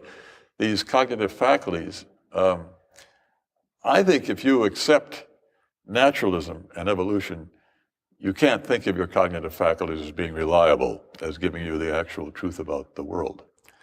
And the argument goes like this. If you're a naturalist, you'll probably also be a materialist about human beings. You'll think that human beings are material objects. They're not souls, immaterial souls that have a body or own a body or work in a body or whatever. They are material objects. The only thing that exists are material, physical objects, and nothing else exists. Right. So if that's the case, then then you'll be a materialist. And if you're now suppose we think about not ourselves, but about creatures on some alien planet that are a lot like us, maybe a planet revolving around Arcturus. So these creatures, let's suppose that for them naturalism holds. As things stand for them, naturalism is true. And also that evolution holds, and also these people then are material objects. These beings, creatures, are material objects. So what is it that causes their behavior? Well, what causes their behavior in a sort of proximate sense will be their neurology, the states in which the brains are. So a bunch of neurons send a signal down a nerve, let's say, to a muscle, causing it to contract, and my arm goes up. That's how behavior gets there, right? So behavior is caused by their neurology, and also their beliefs, what they believe, and the content of their beliefs. That's also caused by their neurology. Now, given that evolution is true, that these creatures have come to be by virtue of natural selection, winnowing some form of genetic variation, we can take it for granted that their behavior is adaptive. It enhances their fitness. It leads to survival and reproduction. And if that's true, then the same thing will go for what causes their behavior, namely their neurology. We can think of that too as being adaptive, causing the right kind of behavior, therefore being such as to promote survival and reproduction. Now, the neurology that causes their beliefs, that causes their behavior, also causes their beliefs. And now the question is, okay, suppose their behavior and their neurology is in fact adaptive. What about their beliefs? What about the truth of these beliefs? Well, I think you can see that it doesn't matter about the truth of these beliefs. If the neurology causes the right behavior, the adaptive behavior, what they believe makes no difference. The belief, you might say, floats along as an extra. There it is, they hold these beliefs. That's caused by the neurology. The neurology is adaptive. But the beliefs don't have to be true for the neurology to be adaptive. If the neurology causes false beliefs but causes the right behavior, makes no difference whatever. So if you take a given belief, say any particular belief on the part of one of these creatures, and ask, what's the probability, given that naturalism and evolution and materialism, that the belief is true, it's got to be fairly close to 50-50. It'll be as likely to be true as false, but as likely to be false as true. And if that's the case, then the probability that their cognitive faculties are reliable, produce the substantial proportion of true beliefs over false beliefs that reliability requires, the probability that their faculties will be reliable, that'll be very low. All right? So there's the first step in the argument. The probability for these other creatures, the probability of reliability on naturalism and evolution, that's low. Okay, so far? Okay, but wouldn't one think that the beliefs would be closer to true than not if the behaviors are adaptive? That's the question. Why should that be true? With the behaviors are adaptive, the neurology that produces the behavior is also adaptive. That neurology also produces these beliefs. But as long as the behavior and neurology are adaptive, what does it matter whether the beliefs are true or false? It makes no difference to the adaptiveness. Natural selection is interested in adaptive behavior and in adaptive causes of behavior, say neurology. It doesn't give a hoot about whether your beliefs are true or false. You can believe whatever you want as far as natural selection goes, as long as you behave in the right way. Okay, so if I give you that, where are you taking me? Well, that's the first step. Now, next, if that holds for these creatures, then it's got to hold for us as well, right? If that's the way things stand with them, then for us too, it's true that if we're produced by evolution and if naturalism is true, then the probability that our beliefs, that our cognitive faculties are reliable, that probability will be low. Now, if you understand and see that if you believe naturalism and evolution and see that the probability of your beliefs of your faculties being reliable given naturalism and evolution is low, then you have a defeater for the proposition, for your natural instinctive belief that your cognitive faculties are reliable. We all assume that our faculties are reliable, and I would say quite properly so. But you get a defeater for it, a reason not to hold that belief, a reason to reject it, to give it up. You get a defeater for that belief in your belief that, in your belief that naturalism and evolution are true, and then you're seeing that the probability of your faculties being reliable, given naturalism and evolution, is low. So that's the second step. Anybody who sees this has a defeater for R, the proposition that his faculties are reliable. And then the next step is, if you have a defeater for R, you have a defeater for any belief that you take to be produced by your cognitive faculties. I mean, just as if you have a defeater for your initial impression that this thermometer is reliable, then you also have a defeater for any particular belief you've formed on the basis of what it says. Okay, so then you've got but of course that's all of your beliefs. All of your beliefs are produced by your cognitive faculties, right? So you've got a defeater for all of your beliefs then, in which case you also, of course, have a defeater for naturalism and evolution, that combination itself. So what you're saying is that it becomes self-referentially destructive. Yeah, it's like shooting yourself in the foot, you might say, right? Or do we have like total skepticism? Now I just don't know anything? I think that's what what I think a naturalist should really conclude, that he doesn't know anything. He could be right, he could be wrong. He has to adopt a position of complete skepticism. Everything depends on that first probability, where you're taking a correlation between the behavior and the belief as 50-50, right? Yeah, substantially something like that, right? Yeah. Yeah. So that I think is the crux of the matter. I intuitively I would not be there. I wouldn't be at 100% belief correlated to behavior, surely, but I'd be much closer to 100% than 50%. Why should I be at 50?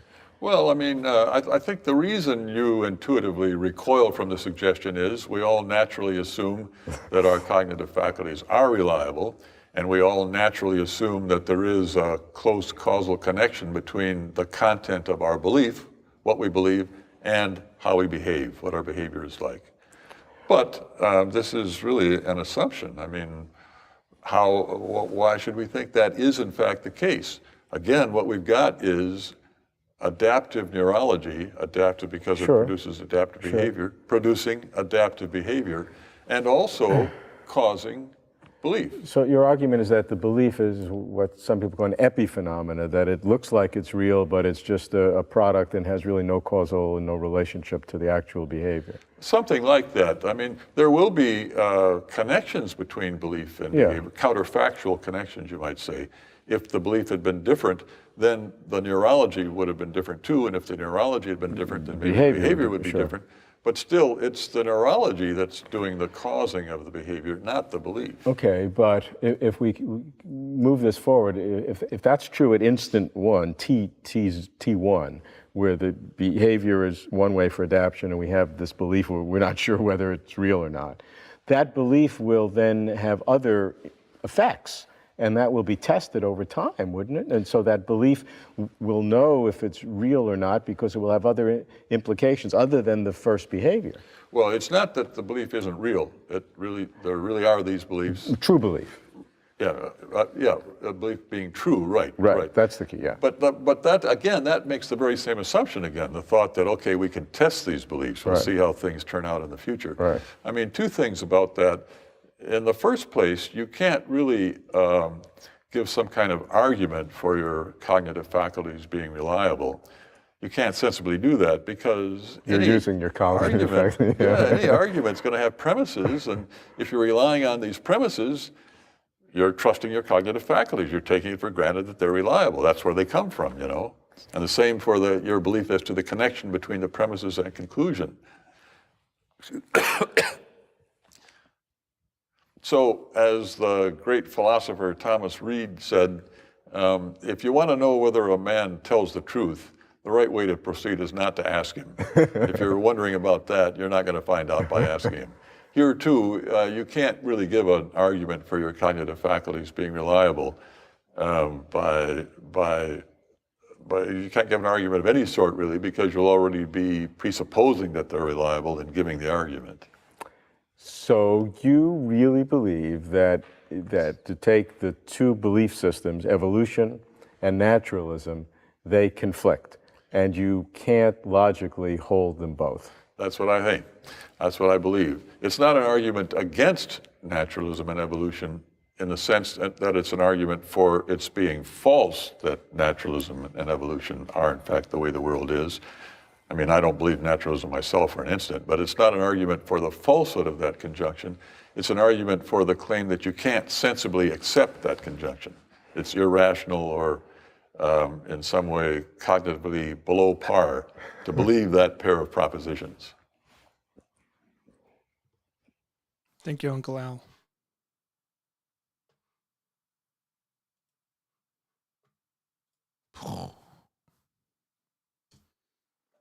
Okay, so for the most part, I do agree. Yes, that you can't really know what truth is through evolution. And another good one to look up is a guy named Donald Hoffman. He's appeared in Lex Friedman, and he's appeared in. I think so. He's no. done a lot of study in a lot of different areas in both. Neuro and in some sort of brain science, and he's a also physicist. in he's a physicist. Yeah, and I believe he's either agnostic or maybe even atheist too. But he also has the same view that because of evolution, we can't really rely on it to know what truth is in our senses, which absolutely makes sense. Because we pretty much just evolved to understand what's good enough in order to get past. And we should believe him. The part that we should believe him. Why? What was that? I'm saying, like, religious belief could be advantageous to human evolution and progress. Well, in the past, I would agree. Why in the past? Wait, hang on. Why is it with you guys that it's always in the past that it was good? Why is it that you guys think the ancients were morons and stupid? No, that's the opposite. I would say in the past, they were really smart. You said it was advantageous in the past, but not why not in the present? Have people just gotten over this stuff? Because you guys limit it. It's not the people's fault in the past. It's actually the religious people now who's not willing to change it, who's only relying on it the way it was written in the past. So at what point in the past did they change it? In a sense, I'm saying that the religious people right now are dumb. not the people in the past. I get what you're saying. You're saying that we're unwilling to change, but you're saying the religious people in the past were willing to change. They were willing to see what was fitting at that time. And what was fitting at that time? What was fitting at that time that they changed that we're so unwilling to change? The deity of Christ? Based on their worldview at the time, just in general, just say, well, I'm going to use say evolution. They did not have that concept in the past. Mm-hmm. We have that concept now. Okay. But because of religion, that's an oversimplification. That's an oversimplification. It's not an argument. There's plenty of people who are religious who believe in evolution. Yeah, absolutely. And so that has nothing. That doesn't change the truth of Christianity in any way by any stretch of the imagination. I'm not using that to falsify Christianity. I'm not. So that okay. So I made a claim. I made a claim that religion is advantageous. Religious practice is advantageous to humanity and human flourishing. So why are you atheists holding us back? I don't think it has either position is going to be say advantageous or disadvantageous. Why? No, that's as just, long as you're willing to change. That's just bias. Your worldview. And you're unwilling to admit that religion makes us better and more civil. No, I don't see how it does or does not. I'm not arguing against it too. Do you think religious people generally, just like practically speaking, do you think religious people generally have a sense that they have some kind of a purpose in life that non-religious people don't?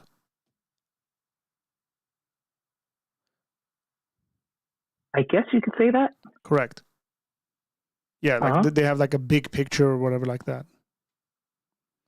But I would also say a lot of non-religious people don't put too much thought into that. That's because they're not religious. If they were, they would put thought into it. So they're holding us back. Human progress. But but I think what religious people have an advantage on that sense is that you're pretty much being told that. Who am I being told by what? Who's telling me stuff? By whoever's putting all this together, the religious. No, I trust the collective wisdom of my ancestors. Yeah, okay. And you're not. I trust the collective wisdom of our ancestors. People have always been religious.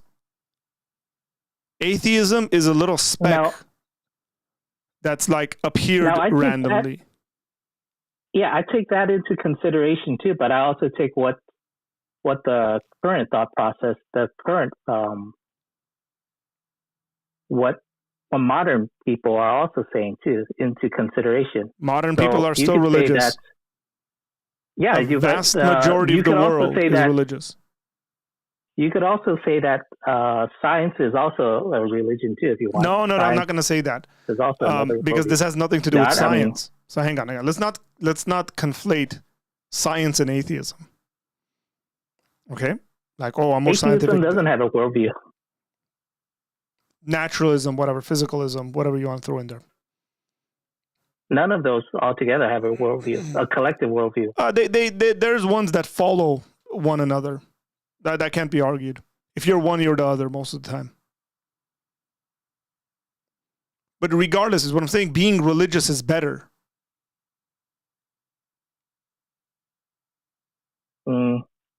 I don't see how.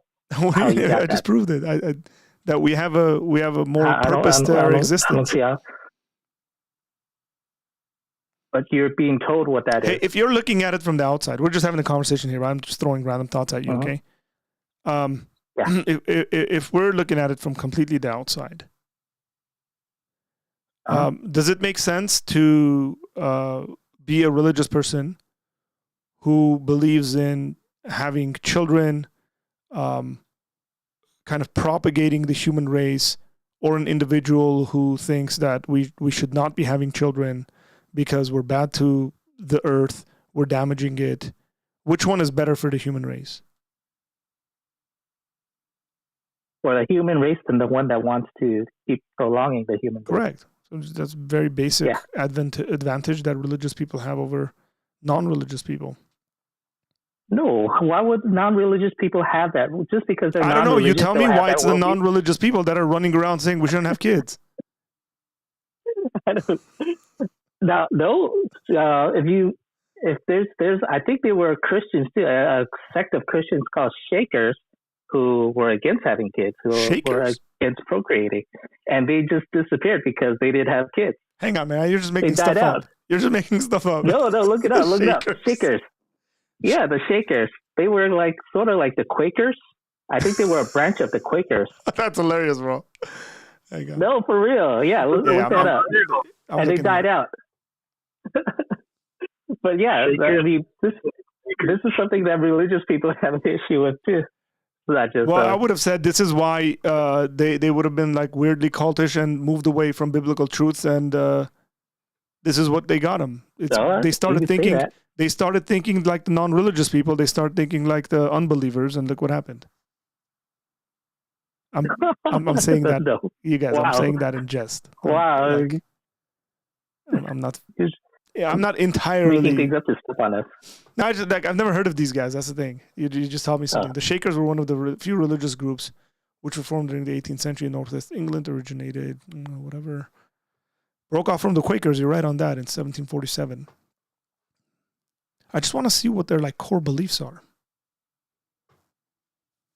Theology. Bam.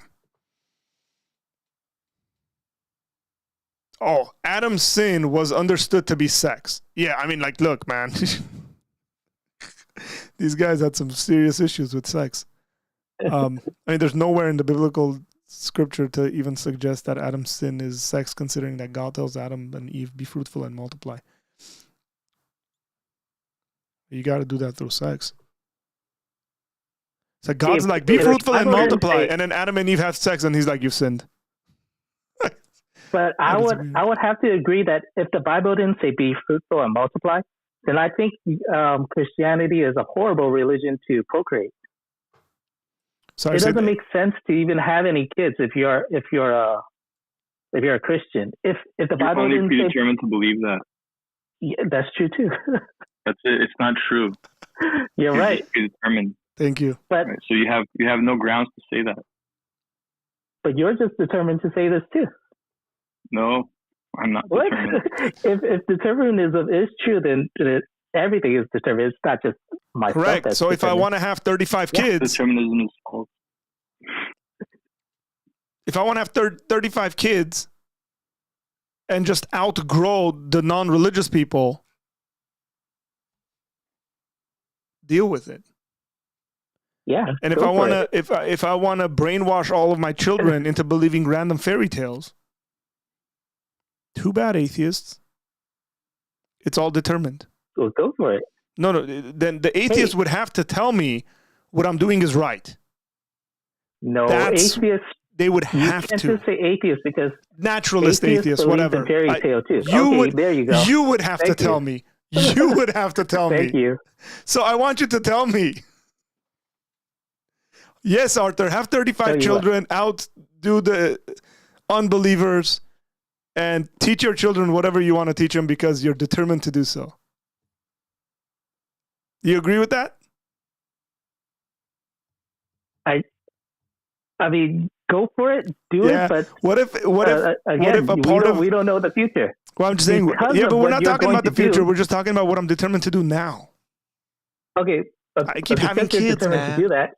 This is going to determine. This is end up going to determine your kids rejecting your beliefs, and they will end up becoming. Oh, you atheists. would hope so, wouldn't you? It. You would hope so, wouldn't you?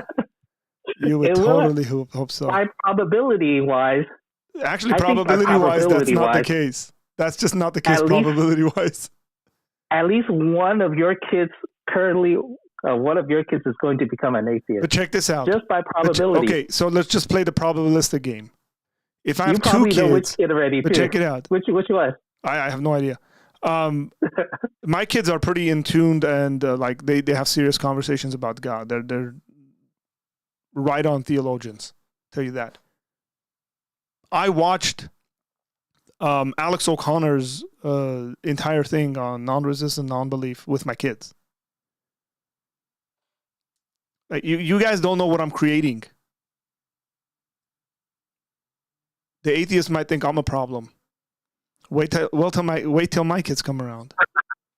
I'm gonna rock Wow. you. No, wait till I set them loose on the planet. That's so funny.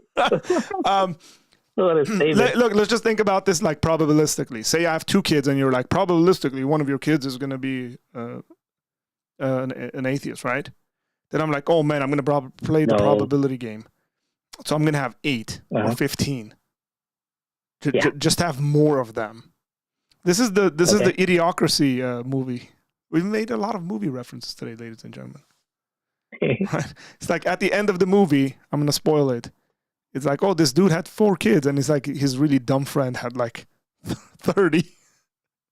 Like, well, we'll see what happens. It's still not gonna. By the way, these guys, I would have very clearly considered these guys a cult, considering their theology is really whacked out. These guys would not be considered by any stretch of the imagination to be a part of Christianity. The Shakers? The Shakers. Here, I'll read you this line, and you tell me whether you'd consider them Christian or not. Shaker theology is based on the idea of the dualism of God being male and female. That's like today's postmodern Christianity. I wouldn't say that. It's no, like these guys legitimately believed that there was 2 gods who created the universe. One was a man and the other one was a woman. Or not man and woman, but male and female. Is that what it's saying? Yeah, look, I'm reading what their theology is. I'm hearing it. They have dualistic properties. Look, it says Shaker theology is based on the idea. In one God. Hang on. Shaker theology is based on the idea of the dualism of God as male and female. So God created him, male and female. He created them. That's Genesis 1:27. This passage was interpreted as showing the dual nature of the Creator, namely being named male and female. Yeah, in both cases it says God, singular, and it's a creator, singular. It's a dual nature within God. But it's a male and female nature. That no Christian in the history of Christianity has believed this. No, God doesn't have think a gender. A lot of Christians in the past believed that. Brother, they didn't. Read the theological literature. Don't say that. Please don't say that. You're saying you probably know better than me. Okay, so these guys are non-Trinitarian. Okay, so that's the other view. All right. That kicks them out automatically. Shakers were celibate. Procreation was forbidden after they joined the society, unless they were pregnant when they joined the society. It's nice when you call something a society instead of a cult. Children were added to their communities through indenture, adoption, and conversion. Interesting. Yeah. That's weird. They can act on children. They didn't believe in procreation, and they adopted children and recruited converts. Where did those kids come from? Just to say this, there's a current religious movement in America called the Church. What was it? The World Mission Church of God. It started in Korea, and these guys are very active, especially on university campuses.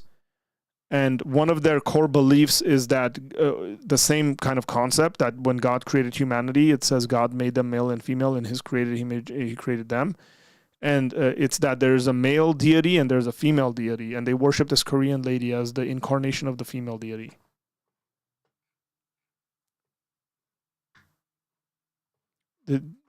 Again, this is a religion that's growing in the States. I've been to their headquarters here in headquarters in Los Angeles. Yeah, just the non-Trinitarian puts them outside of that, but I think they have other beliefs that are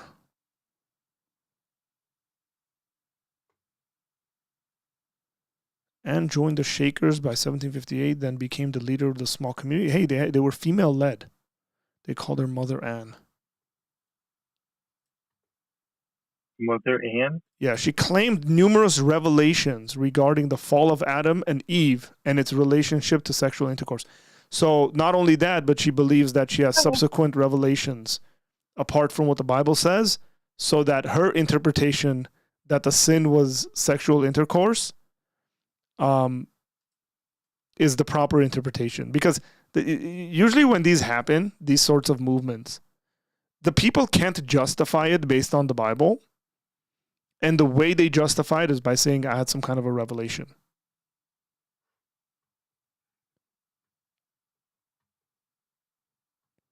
Is this Shincheonji? I don't know what that is. World Mission Society, Church of God. There you go, back to Orthodoxy. Justin's got it. So yeah, I wonder, it would be very interesting, because I've never heard about these guys. Keanu, thank you very much for introducing me to this weird cult. That's died out, it seems like, right? They're no longer around. Right. Not even in... Hey, hang on here. Oh, no. Before we say that. It died out so nice. Hey, man, it dies out, and then some guy rediscovers it, and he's like, let's not have kids again. Okay, so 20th century to the present. By the early 20th century, the once numerous Shaker communities were failing and closing. By mid-century, new federal laws were passed denying control of adoption to religious groups. Today, in the 21st century, the Shaker community that still exists, Wow. they're called the Sabbath Day Lake Shaker community. So they still exist, and they're called the Sabbath Day Lake Shaker community, denies that Shakerism was a failed utopian experiment.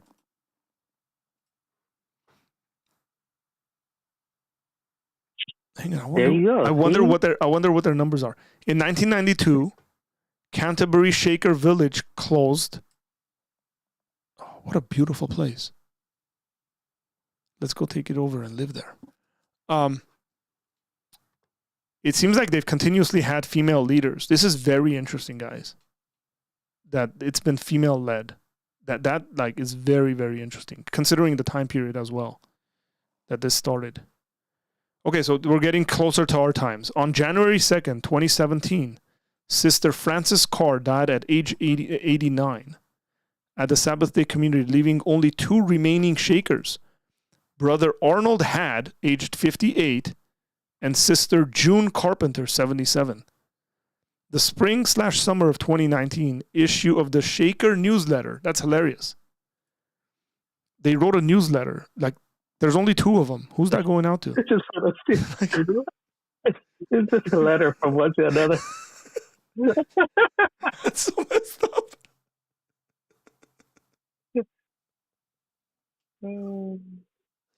Oh, man.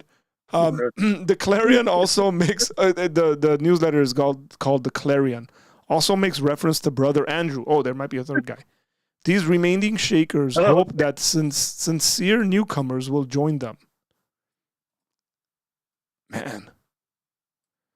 Nevertheless, the Shakers at Sabbath Day Lake stressed the autonomy of each local community and therefore do accept new converts to Shakerism into their community. The Sabbath Day Lake Shaker community receives around 2 inquiries every week.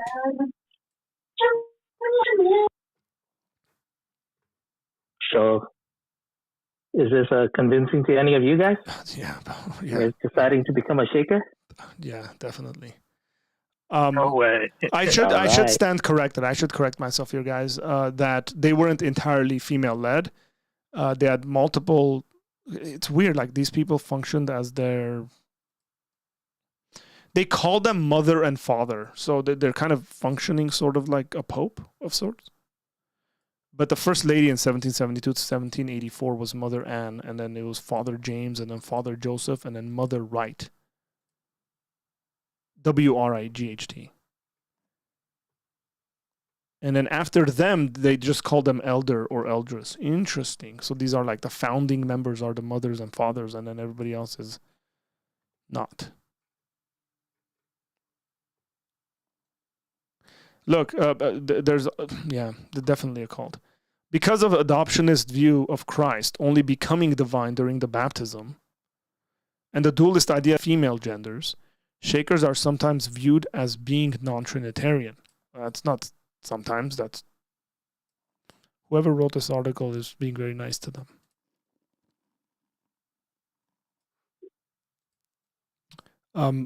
For those who don't know, adoptionism, the idea that Jesus was not divine but became divine, was really put into the ground at 451 at the Council of Chalcedon, so that people wouldn't believe that kind of nonsense.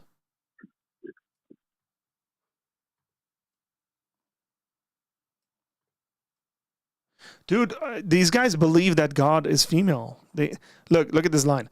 The Trinity is not viewed as being false. Instead, Shakers argue that the Trinity has been misrepresented for being completely masculine.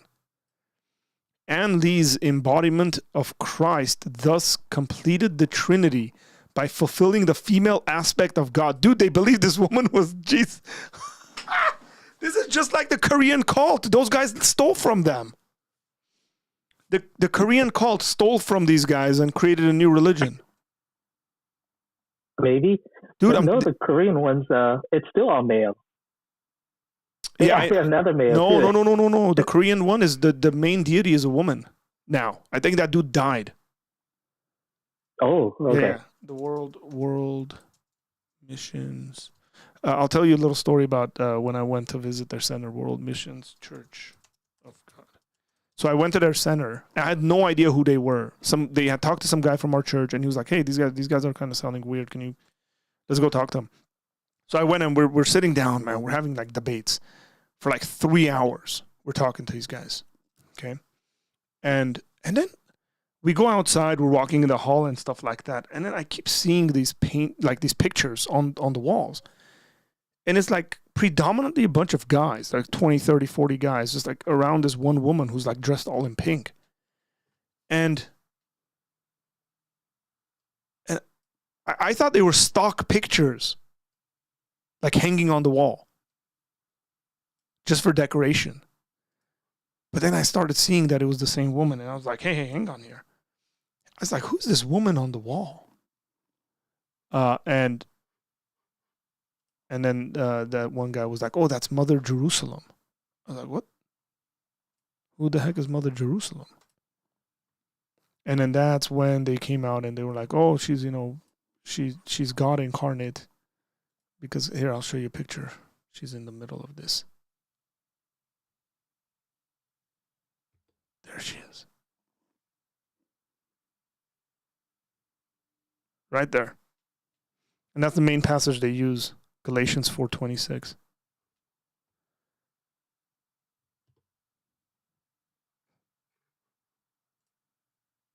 Oh, there's another picture of her.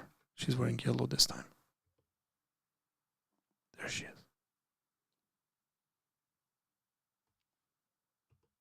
So this is basically this Korean version of it is man, interesting.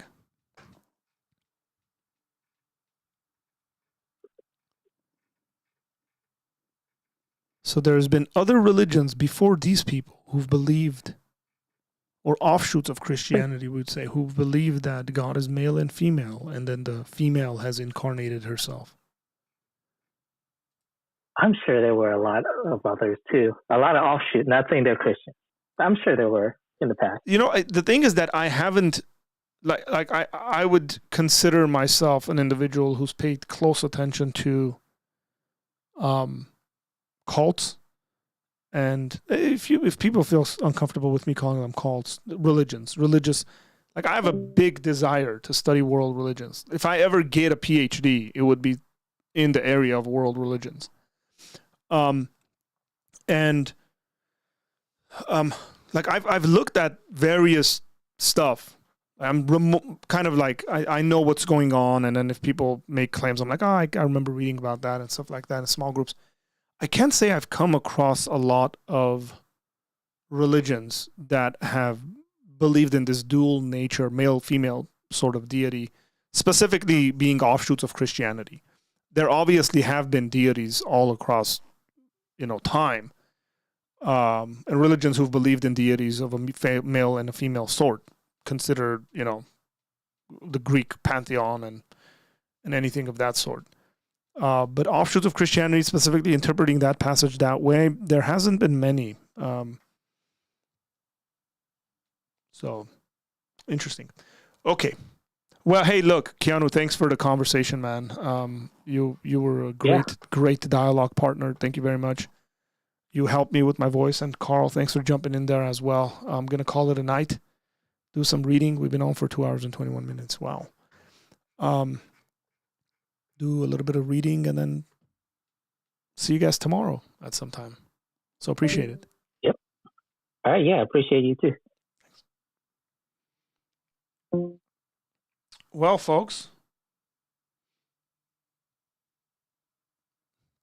we'll leave it there, and we'll be back.